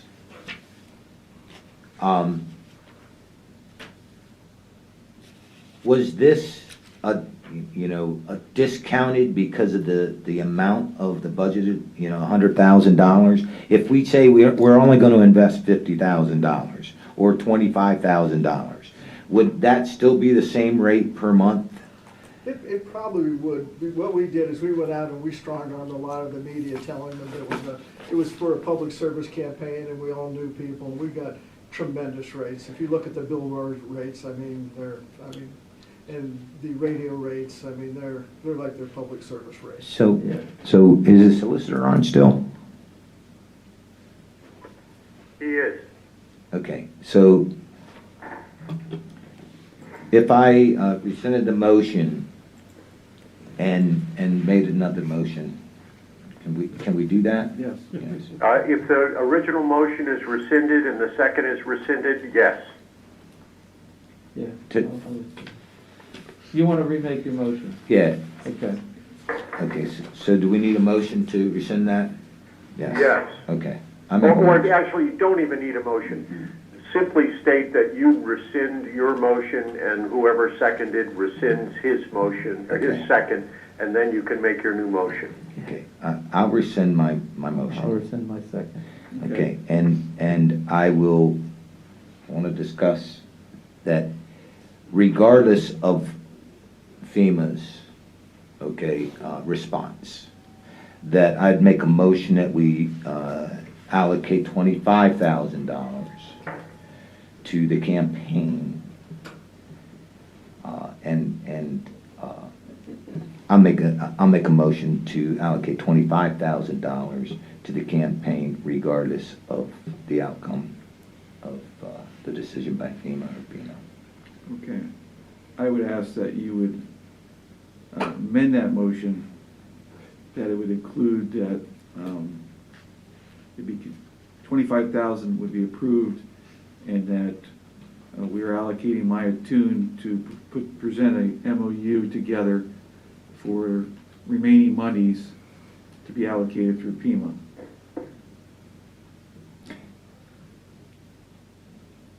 Yeah, So to clarify, I want- $75,000 from PEMA for reimbursement and $25,000? No, that's Okay. not what That's not what he said. I just want to guarantee that they can get something going. Okay. Okay, regardless of whether we're funded by them or not. Yeah. Okay, we want it all to be funded. Let's do that, and then we'll start pursuing FEMA with the MOU. Okay. Okay. All right. Okay, so you have a motion on the table? You want a second? Second it? Well, do you want a second? I'll second it, and then discussion. All right. That's fine. I mean, I think honestly, your first idea was the smarter idea, because the way advertising is purchased, that That's we why I asked the need, question. and to be honest with you, the only reason I didn't second it is because I'm not sure that we can move out on a comprehensive campaign when we know we only have $25,000. And I was going to ask Carla, I'm looking at Carla, because some of these things, you part of the problem is that if you don't, and we all know this from running political campaigns, that if you're not consistent with a message over a certain amount of time, you actually waste money. Because, I want you to understand that the motion was made with the intent that we will further entertain another motion in the very near future. see, I hear you. I think that what we're forgetting is that the money now is in our general fund. I was facetiously saying that, but it's the honest to God truth. The way the federal regulations were written, after December 30th, the money folded into our federal funds, into our general fund, and we could use it for the prison, or we could use it for paving the parking lot, or whatever. And That's not the intent of the money. No, absolutely, that's not the intent of the money. It happened to be the way the regulations. But the point is that if we give them the green light on the 50, it's not like we're dipping into taxpayer money from real estate taxes, because we have $1,850,000. That was my point. And of course, we all want to get reimbursed by FEMA. And what I'm hoping is that if we front this and advance it, and we move out, that the deputy director at the Intergovernmental Affairs Department will say, you know what, you guys are doing something, we're going to fund a regional campaign, and people will come in with resources that will help us. They've told us they would do that, so that's the only reason. He made a motion for 25, you seconded it. It gets You seconded it. I'm sorry, I seconded it. Yeah. And what we Going can off do. of a conversation that we all had yesterday or the day before, that, you know, we're talking about 25,000, 50,000, 100,000. I mean, we didn't really have enough time to. This gets us through month number 1. We can Yeah. aggressively pursue the PEMA monies and come back at a later date and approve that. Do you feel comfortable with that, Maya? Yeah. I'll start, you know, I'll need to have obviously some point of After the contacts. meeting, we'll sit down and we're going to look at the name of the person and we're going to get the Yes. governor's representative on the phone, Governor Wolf's representative with you and me and whoever wants to join us, and we're going to get this nailed down so we get the assurance from PEMA And would the quickly. group, the group out there that's been working so hard to get this to fruition, are you satisfied with that? Yeah, what I mean- I was gonna say is that as the fiscal agent, River Valley, once we got some assurance that you guys were gonna fund that, we don't need the money in the bank account right away to get started. Yeah. We can front that money as long as we have a reasonable assurance like you do that we're going to get. Yeah. Well, you have assurance now, well, we have to vote on it. Yeah. But if we vote in favor, it'd be 25,000, and then we're going to pursue the PEMA monies aggressively, and we should have an answer with very short, well, hopefully a short period of time on that. And Maya will flow down all of those requirements that she has to us, and we'll make sure that they get done. Okay. Thank you. All right, so we have a motion, a second. All in favor, say aye. Aye.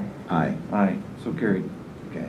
Look, I want to thank all of you. I'll be honest with you. I think in the 5 years I've been a commissioner and the 6 years in the state legislature, I've never met a group of citizen volunteers who on their own initiative took all of the strengths that they had to try to solve a problem for a community. And I just want to tell you that I appreciate it. I'm sure my colleagues do too, but it doesn't go unnoticed what you've done. I mean, the experience you have and what you've brought to the table. So thank you for that. And this is county transparency. Sorry it took so long. Barb, I want to thank you for your emails that you send out on a regular basis. I dive down into those, I look at them, and I really appreciate you sending them to us on a regular basis. We try to be transparent too, Yeah. so that we can all make informed decisions. Yeah, absolutely, thank you. And thanks to River Valley Health and Dental, because they're a federally qualified health center.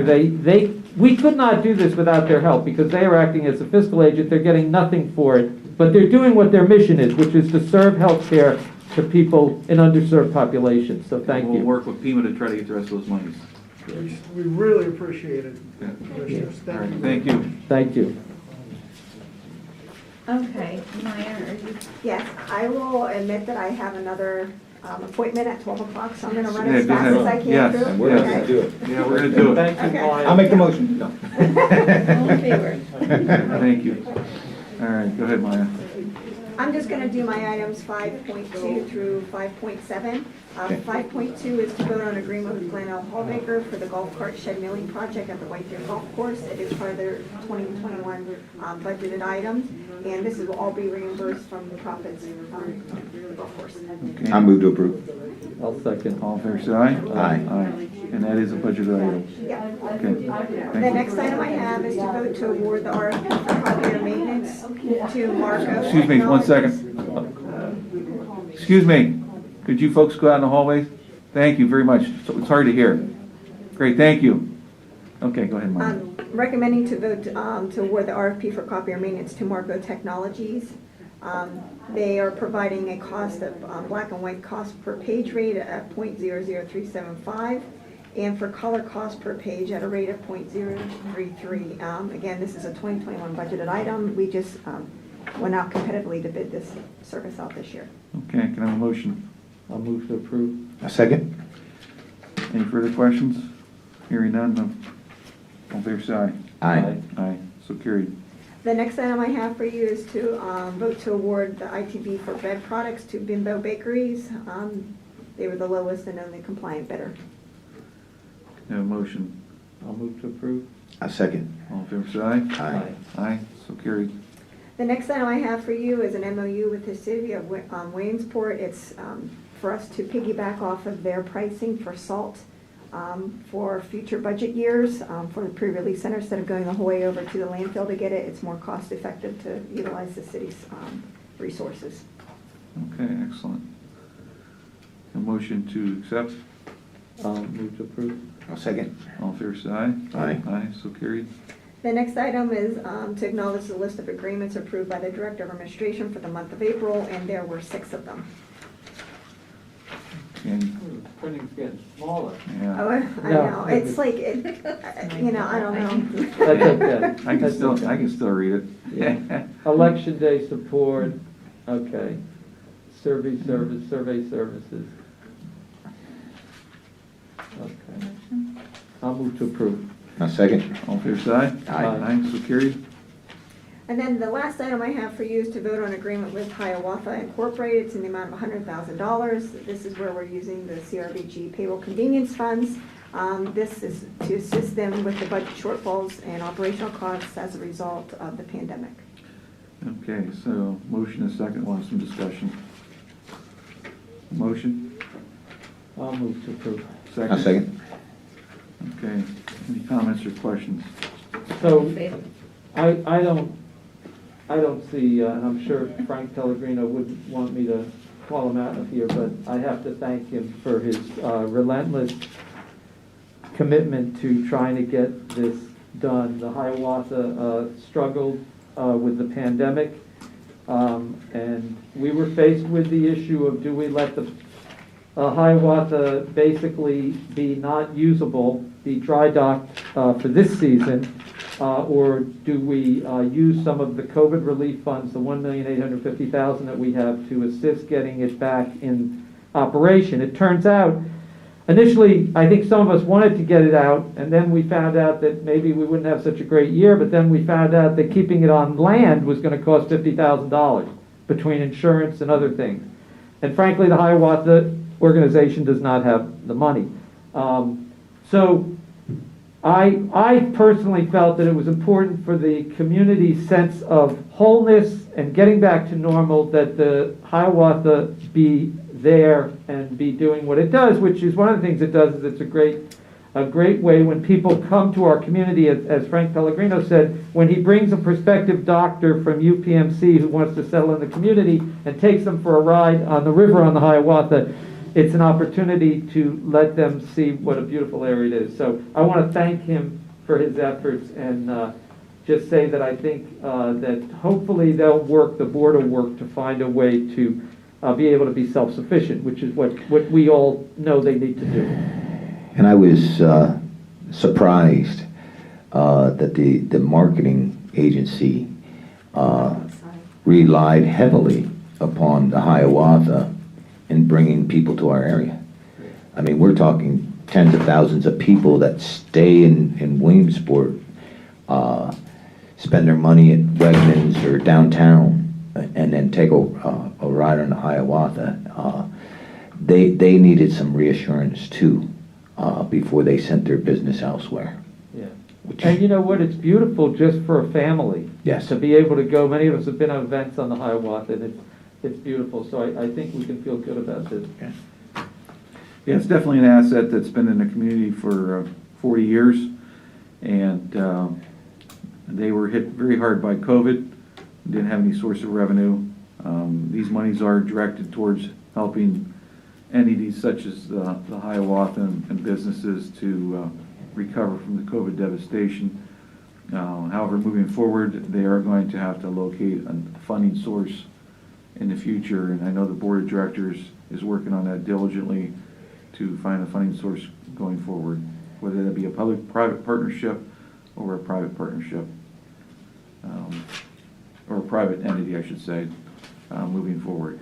And I believe my colleague Scott Metzger made it clear that this is not going to be a annual allocation by this county. That's correct. I got a motion and a second. Yes, all in favor, say aye. Aye. Aye, so carried. Jason Yorks, are you still on the line? Yes, ma'am. Okay, Jason has 5.9 through 5.12. Good morning, Commissioners. Good morning. Commissioners, item 5.9 is the amendment to the agreement with Atlas Copco Compressors. This is a normal budgeted repair and service maintenance that we have on the air compressors at the recycling center that helps run the single stream equipment. This amendment is for the labor rates if and when we use them each year. You can see there the different labor rates for the different levels. There's no change in the price for the annual inspection, just the other labor rates. Seeking your approval. I move to approve. I'll second. All in favor, say aye. Aye. Aye, and that's a budgeted item? Yes, sir. Okay, Under normal maintenance and repairs. yeah, thank you. Next item, Commissioners, 5.10. This is a routine air pollution control compliance review form that needs your signature. It's at no cost. It's just something we must maintain until we start to occupy Field 12, which is, as you know, the last field cell that we just constructed last year. This is just an air pollution control compliance that we have to get every 6 months. We have to have it signed. Once we start occupying Field 12, we'll no longer need to do it. There's only one thing that we need to change in that document is Jack McKernan's name is on there for, Oh, okay. so that needs to be changed to Scott's. Will do, Commissioner. Okay, and again, this is a budgeted item, and There's no cost to it, sir. Yeah, this is simply a document between us and the Department of Environmental Protection. gotcha, okay. I have a motion to accept. I'll move to approve. I'll second. All in favor, say aye. Aye. Aye, so carried. Okay, Commissioners, item 5.11 is Green Machine sales. This is amending labor rates for an as needed if we use them for any repairs. They're, as you know, building the conveyor system for the transfer station. They are the ones who designed and built the single stream equipment. So they're located up in New York, and if we need them to come down and do any repairs for us on any of the equipment in off hours, evenings, or during the day, we like to keep this labor rate up to 2021 now. So, your approval. The only question I had is when you look at the Exhibit A and you see straight time $99 per hour, and then you go to overtime, it's $110 per hour. And that is prior to 7 a.m. or after 4:30 p.m. Something didn't make sense to me there, but You know what it is. I don't know that it's, overtime, 130 per hour. Oh, I think that's the rate that they're gonna charge us if they have to come out between 7 a.m. and 4:30, right? yeah, I like some kind of verification on that, because overtime rate, it's only $9 more an hour. I'm not saying only, you understand what I mean, but. Well, it's $20 more, right? Straight time is 110? 90 to 110. No, well, 99 Oh, per I'm hour looking at the to master 110, it's journey. it's Okay. $11 more an hour, and I want to make sure that there's no mistake in that language. So drop down to the next one, master journeyman. It goes from 110 to 130, and the process technician goes from 125 to 150. Yes, but typically overtime's time and a half. Yeah, exactly. That's why I want clarification. Yeah, you know what I think it is? I think they probably figure if they charged us 165 an hour. I agree, but Yeah, so we should get clarification, absolutely. that's it. I mean, I will approve this with the stipulation that we get there. Clarification. Yeah. Yeah. Okay, all in favor, say aye. Aye. Aye, so carried. Thank you, Commissioners. Thank you. And lastly, this is a purchase of a portable radiation detection identifier from Laura Systems in the amount of $15,129.75. This is a budgeted 2021 capital budget purchase. So one of the requirements we have with our scales, we are required to do gamma radiation detection on all inbound loads for landfill and transfer station. One of the things we have to have is once we get a hit, we call it a hit, once we get a hot load comes across the scales, we pull the driver and the truck aside, then we hand scan it. This equipment, the radiation detector, is the hand scanner unit that we're replacing. So this is a normal budgeted item that we looked at for 2021. Then the only clarification here, it's on the quotation itself. You have line item number 1 is $11,395. And you go down to line item number 2, it's a 1-year extension warranty. Okay, for $1,000. And then there's a 2-year extension for $1,900 and 3-year. So we're adding all them up to come to the final of $21,118. I guess I'm confused. Commissioner, I guess I am too. I have the adjusted amount of $15,129.75. Okay. I will clarify with Mr. Sims, but I was out of the office yesterday. I will check with him. I thought, to my knowledge, there was the setup. I'll ask which one he picked, but I thought the unit and the service was all put together as a package. Okay, so I have the printout from your agenda and then his printout. I don't have the actual quote in front of me. So then I will find out what package we picked. I would assume the 3-year, and I'll make the motion accordingly. Okay. I'll second. 2885. Sorry about that. I will get clarification on that as well. Yeah. You don't know where's gonna end though. It's 14,281. Yep. And yeah, I'll make the motion to. Oh no, I'll second that motion. All in favor, say aye. Aye. So carried. Okay. Could you send us an email with the clarification, Jason? Well, Commissioner, I have to then leave the office today for personal reasons. I will have Mr. Sims get that to you. Thank you. Yep, thank you. So 5.13 is Adrian Stahl, and she had to leave. Yeah. So I can just read it, and you Yes. have the information in your. Yeah, I did have a packet. question on this one though too. Do you want but to wait that's till okay. next Tuesday? She said next Tuesday was okay. Listen, we're looking at a what is it, 72% increase?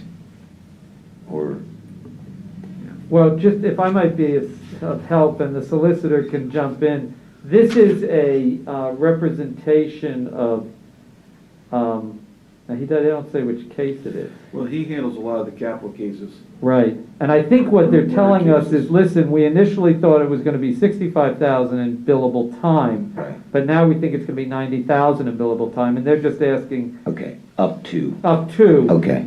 All that right. he can keep continuing to represent the guy. Okay, so this is for voting on amendment to agreement with Edward J. Remza, in the amount of $90,000, and this is a 2021 budgeted item. Yeah. I'll move to approve. I'll second. All in favor, say Aye. Aye. So carried. Nancy Ackley also had to leave the meeting. She is asking for you to vote on the amendment to agreement with Crossroads Counseling Incorporated. It's a 2021 budgeted item, and she said that there is no rate increase. It's just amending to extend the term of the agreement to July 1st, 2021 through June 30th, 2022. Have a motion? I'll move to approve. A second. All in favor, say aye. Aye. Aye. So carried. And Jerry Kennedy? Morning, Commissioners. It is still, no, it's afternoon, sorry. Jerry Kennedy, Director of Information Services. Before you is an approval request to Melillo Consulting for software and support services for software that we use in our data center and the management of our mobile devices at a cost of $23,845.03. This is obtained through our partnership with CCAP and other counties, as well as being a CoStars and budgeted expense. Okay, so that's different from what we have here. We have 22, right? Or am I reading the wrong one? Okay. It's 22,845. Right, but it's 23,845. Well, maybe it's just a typo. It's 23,845. Okay. You may have got the last line item, is that 64 or 80? That's okay. The agenda says 22, but the document says 23, so that's. Yeah, 23,845.03. Okay. I have a motion? I'll move to approve. I'll second. Thank you. while I'm here. Hang on I one did- second. All in favor, say aye. Aye. So carried. I did bring along our new deputy, Mark Julio, so y'all can meet him. Morning, Mark. We wanted to let him get his feet under him before we threw him to the gauntlet. Come on up, Mark. Nice to meet you. Pleasure to meet you. Yeah. This way our constituents can see who you are. That's good or bad, I don't know. To the Deputy Director of IT. Of IT. Great, thank you. Welcome aboard. Glad to have you, and hopefully you won't run too fast. We're baby Very, steps. very, very busy place. Extremely busy. Yes. And a lot to learn. Yeah. Great. Yeah, we're really excited that you came to join us. For a long time, Jerry's been the sole captain over there, and it's tough. It's very tough. And Leslie. He's worked, and Leslie. No, Leslie, you. We threw her under. Well, what I meant, Leslie, is that he was the department head. But there's no question, Leslie. He always says that. You know what I meant. We threw you under Commissioner. We know that you work very hard.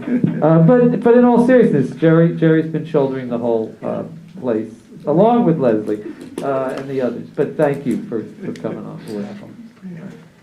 Thank you. Okay. 5.16 is Lauren Strasser. Lauren, are you on the line? Yep, I'm here. Okay.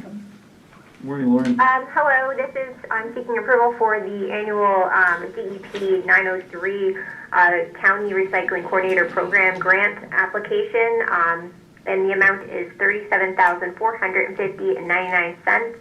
This is the grant that is submitted each year for 50% reimbursement of my wages, expenses, and benefits, and this is submitted electronically through the DCED grant website.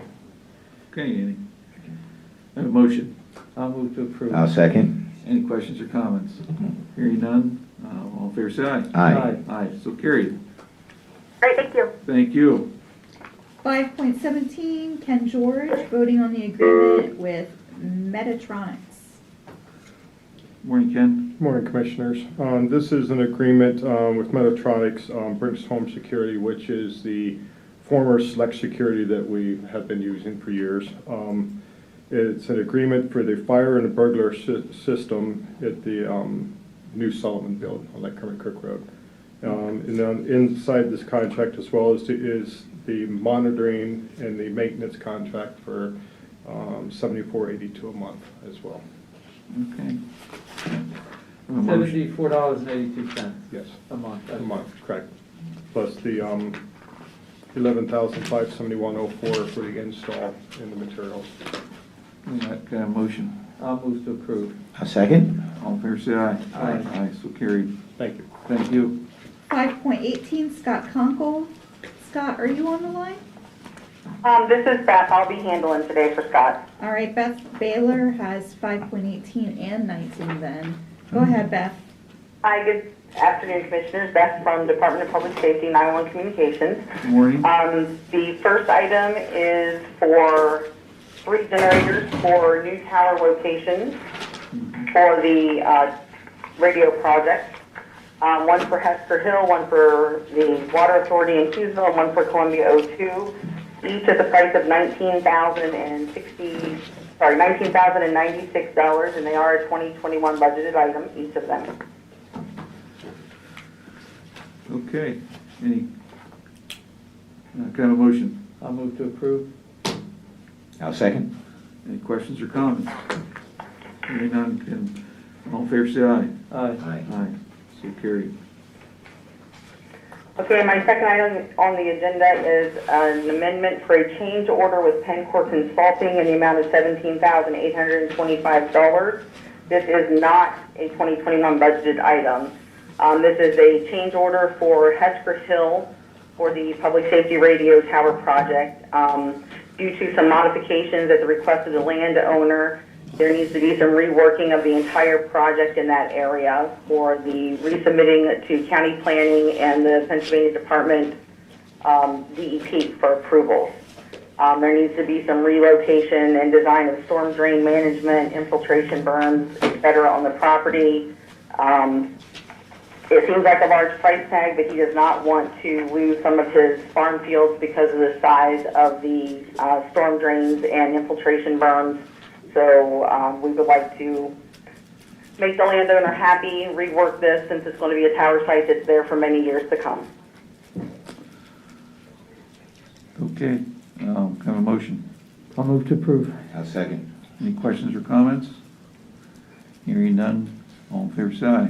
Aye. Aye, so carried. Thank you, Beth. Thank you, Commissioners. Any commissioner comments?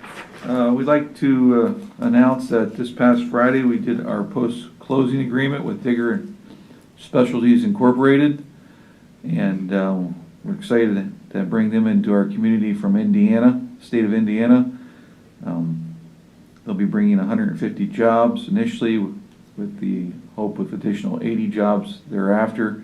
They've purchased 25 acres of land across from the landfill, and it is a aluminum and vinyl coating company, and outstanding company.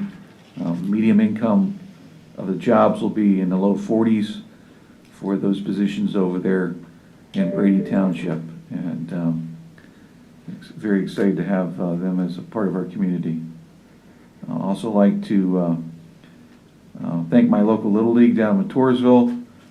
We placed 2,000 flags on the veterans' graves in Twin Hills Memorial Cemetery this past Saturday.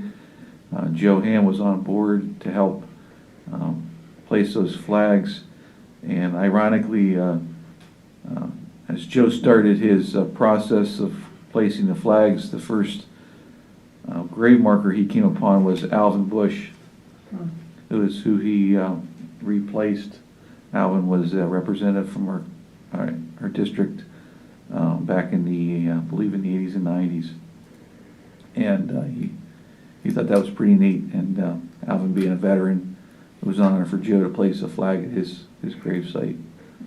So I want to thank everybody who took part of that, and everyone who's taking part in placing the thousands and thousands of flags on our veteran sites throughout the county. These are true heroes and have sacrificed so much for our country.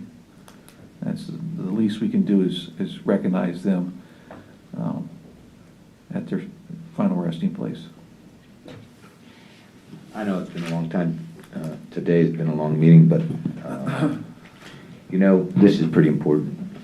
The constitutional amendments that are going to be on the ballot, I'm not going to tell you which way to vote. Hey, that's up to you, but I think you need to understand what you're voting on. So do your homework. Understand, like from a county commissioner's point of view, over this past year, it has been very difficult on us as far as leaders in the community to see what had expired and to see the pain on the faces of business owners, everyone. And there's going to be 3 constitutional amendments, 2 of which are going to limit a governor's ability to extend emergency declarations. And whether you agree or you disagree, it is where you have to do your homework.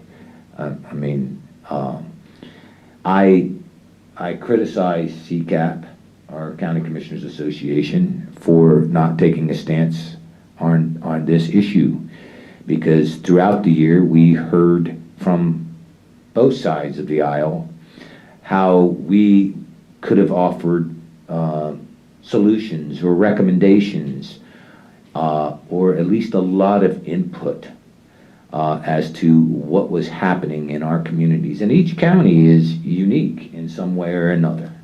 Okay, there's no question about that. So you know, should a governor, and I'm going with the wording, only have 21 days for an emergency declaration before it's given back to the representatives, legislature? You know, I don't think that that's enough, especially with a pandemic, but some type of finite time should be there so that our representatives, who we vote for, who is, to me, third closest to the constituents. You know, I look at my township supervisors and borough council members as the closest to our constituents, and then us, okay?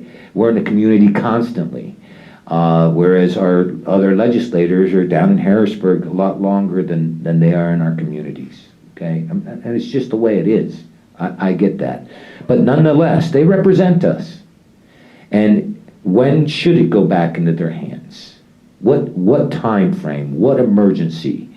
It is a very important issue, one that we felt should open up our Constitution, and I'm not one that believes we should, you know, unless it's very important. And here it's open. So please do your research. Do what you need to do, and make an informed vote on those ballot questions. So the other thing about that election is that everybody can come and vote on those. You know, typically during the primaries, if you're an independent, you don't go to the polls because you don't have anybody, but because this is a constitutional question, everybody can vote. I didn't know that. Yeah, so regardless of your political party affiliation, Election Day is next Tuesday, and there's the Commissioner Macer is pointing out that there's some 3 important issues that you need to be aware of, even if you're not four amendments to the Constitution. So just keep that in mind. Thank you. Any public comment this time? None. Do you have any? No. Okay. Hearing none, we will be adjourned. Our next meeting will be here in this conference room on May 18th, Tuesday at 10 a.m. Thank you. Yes.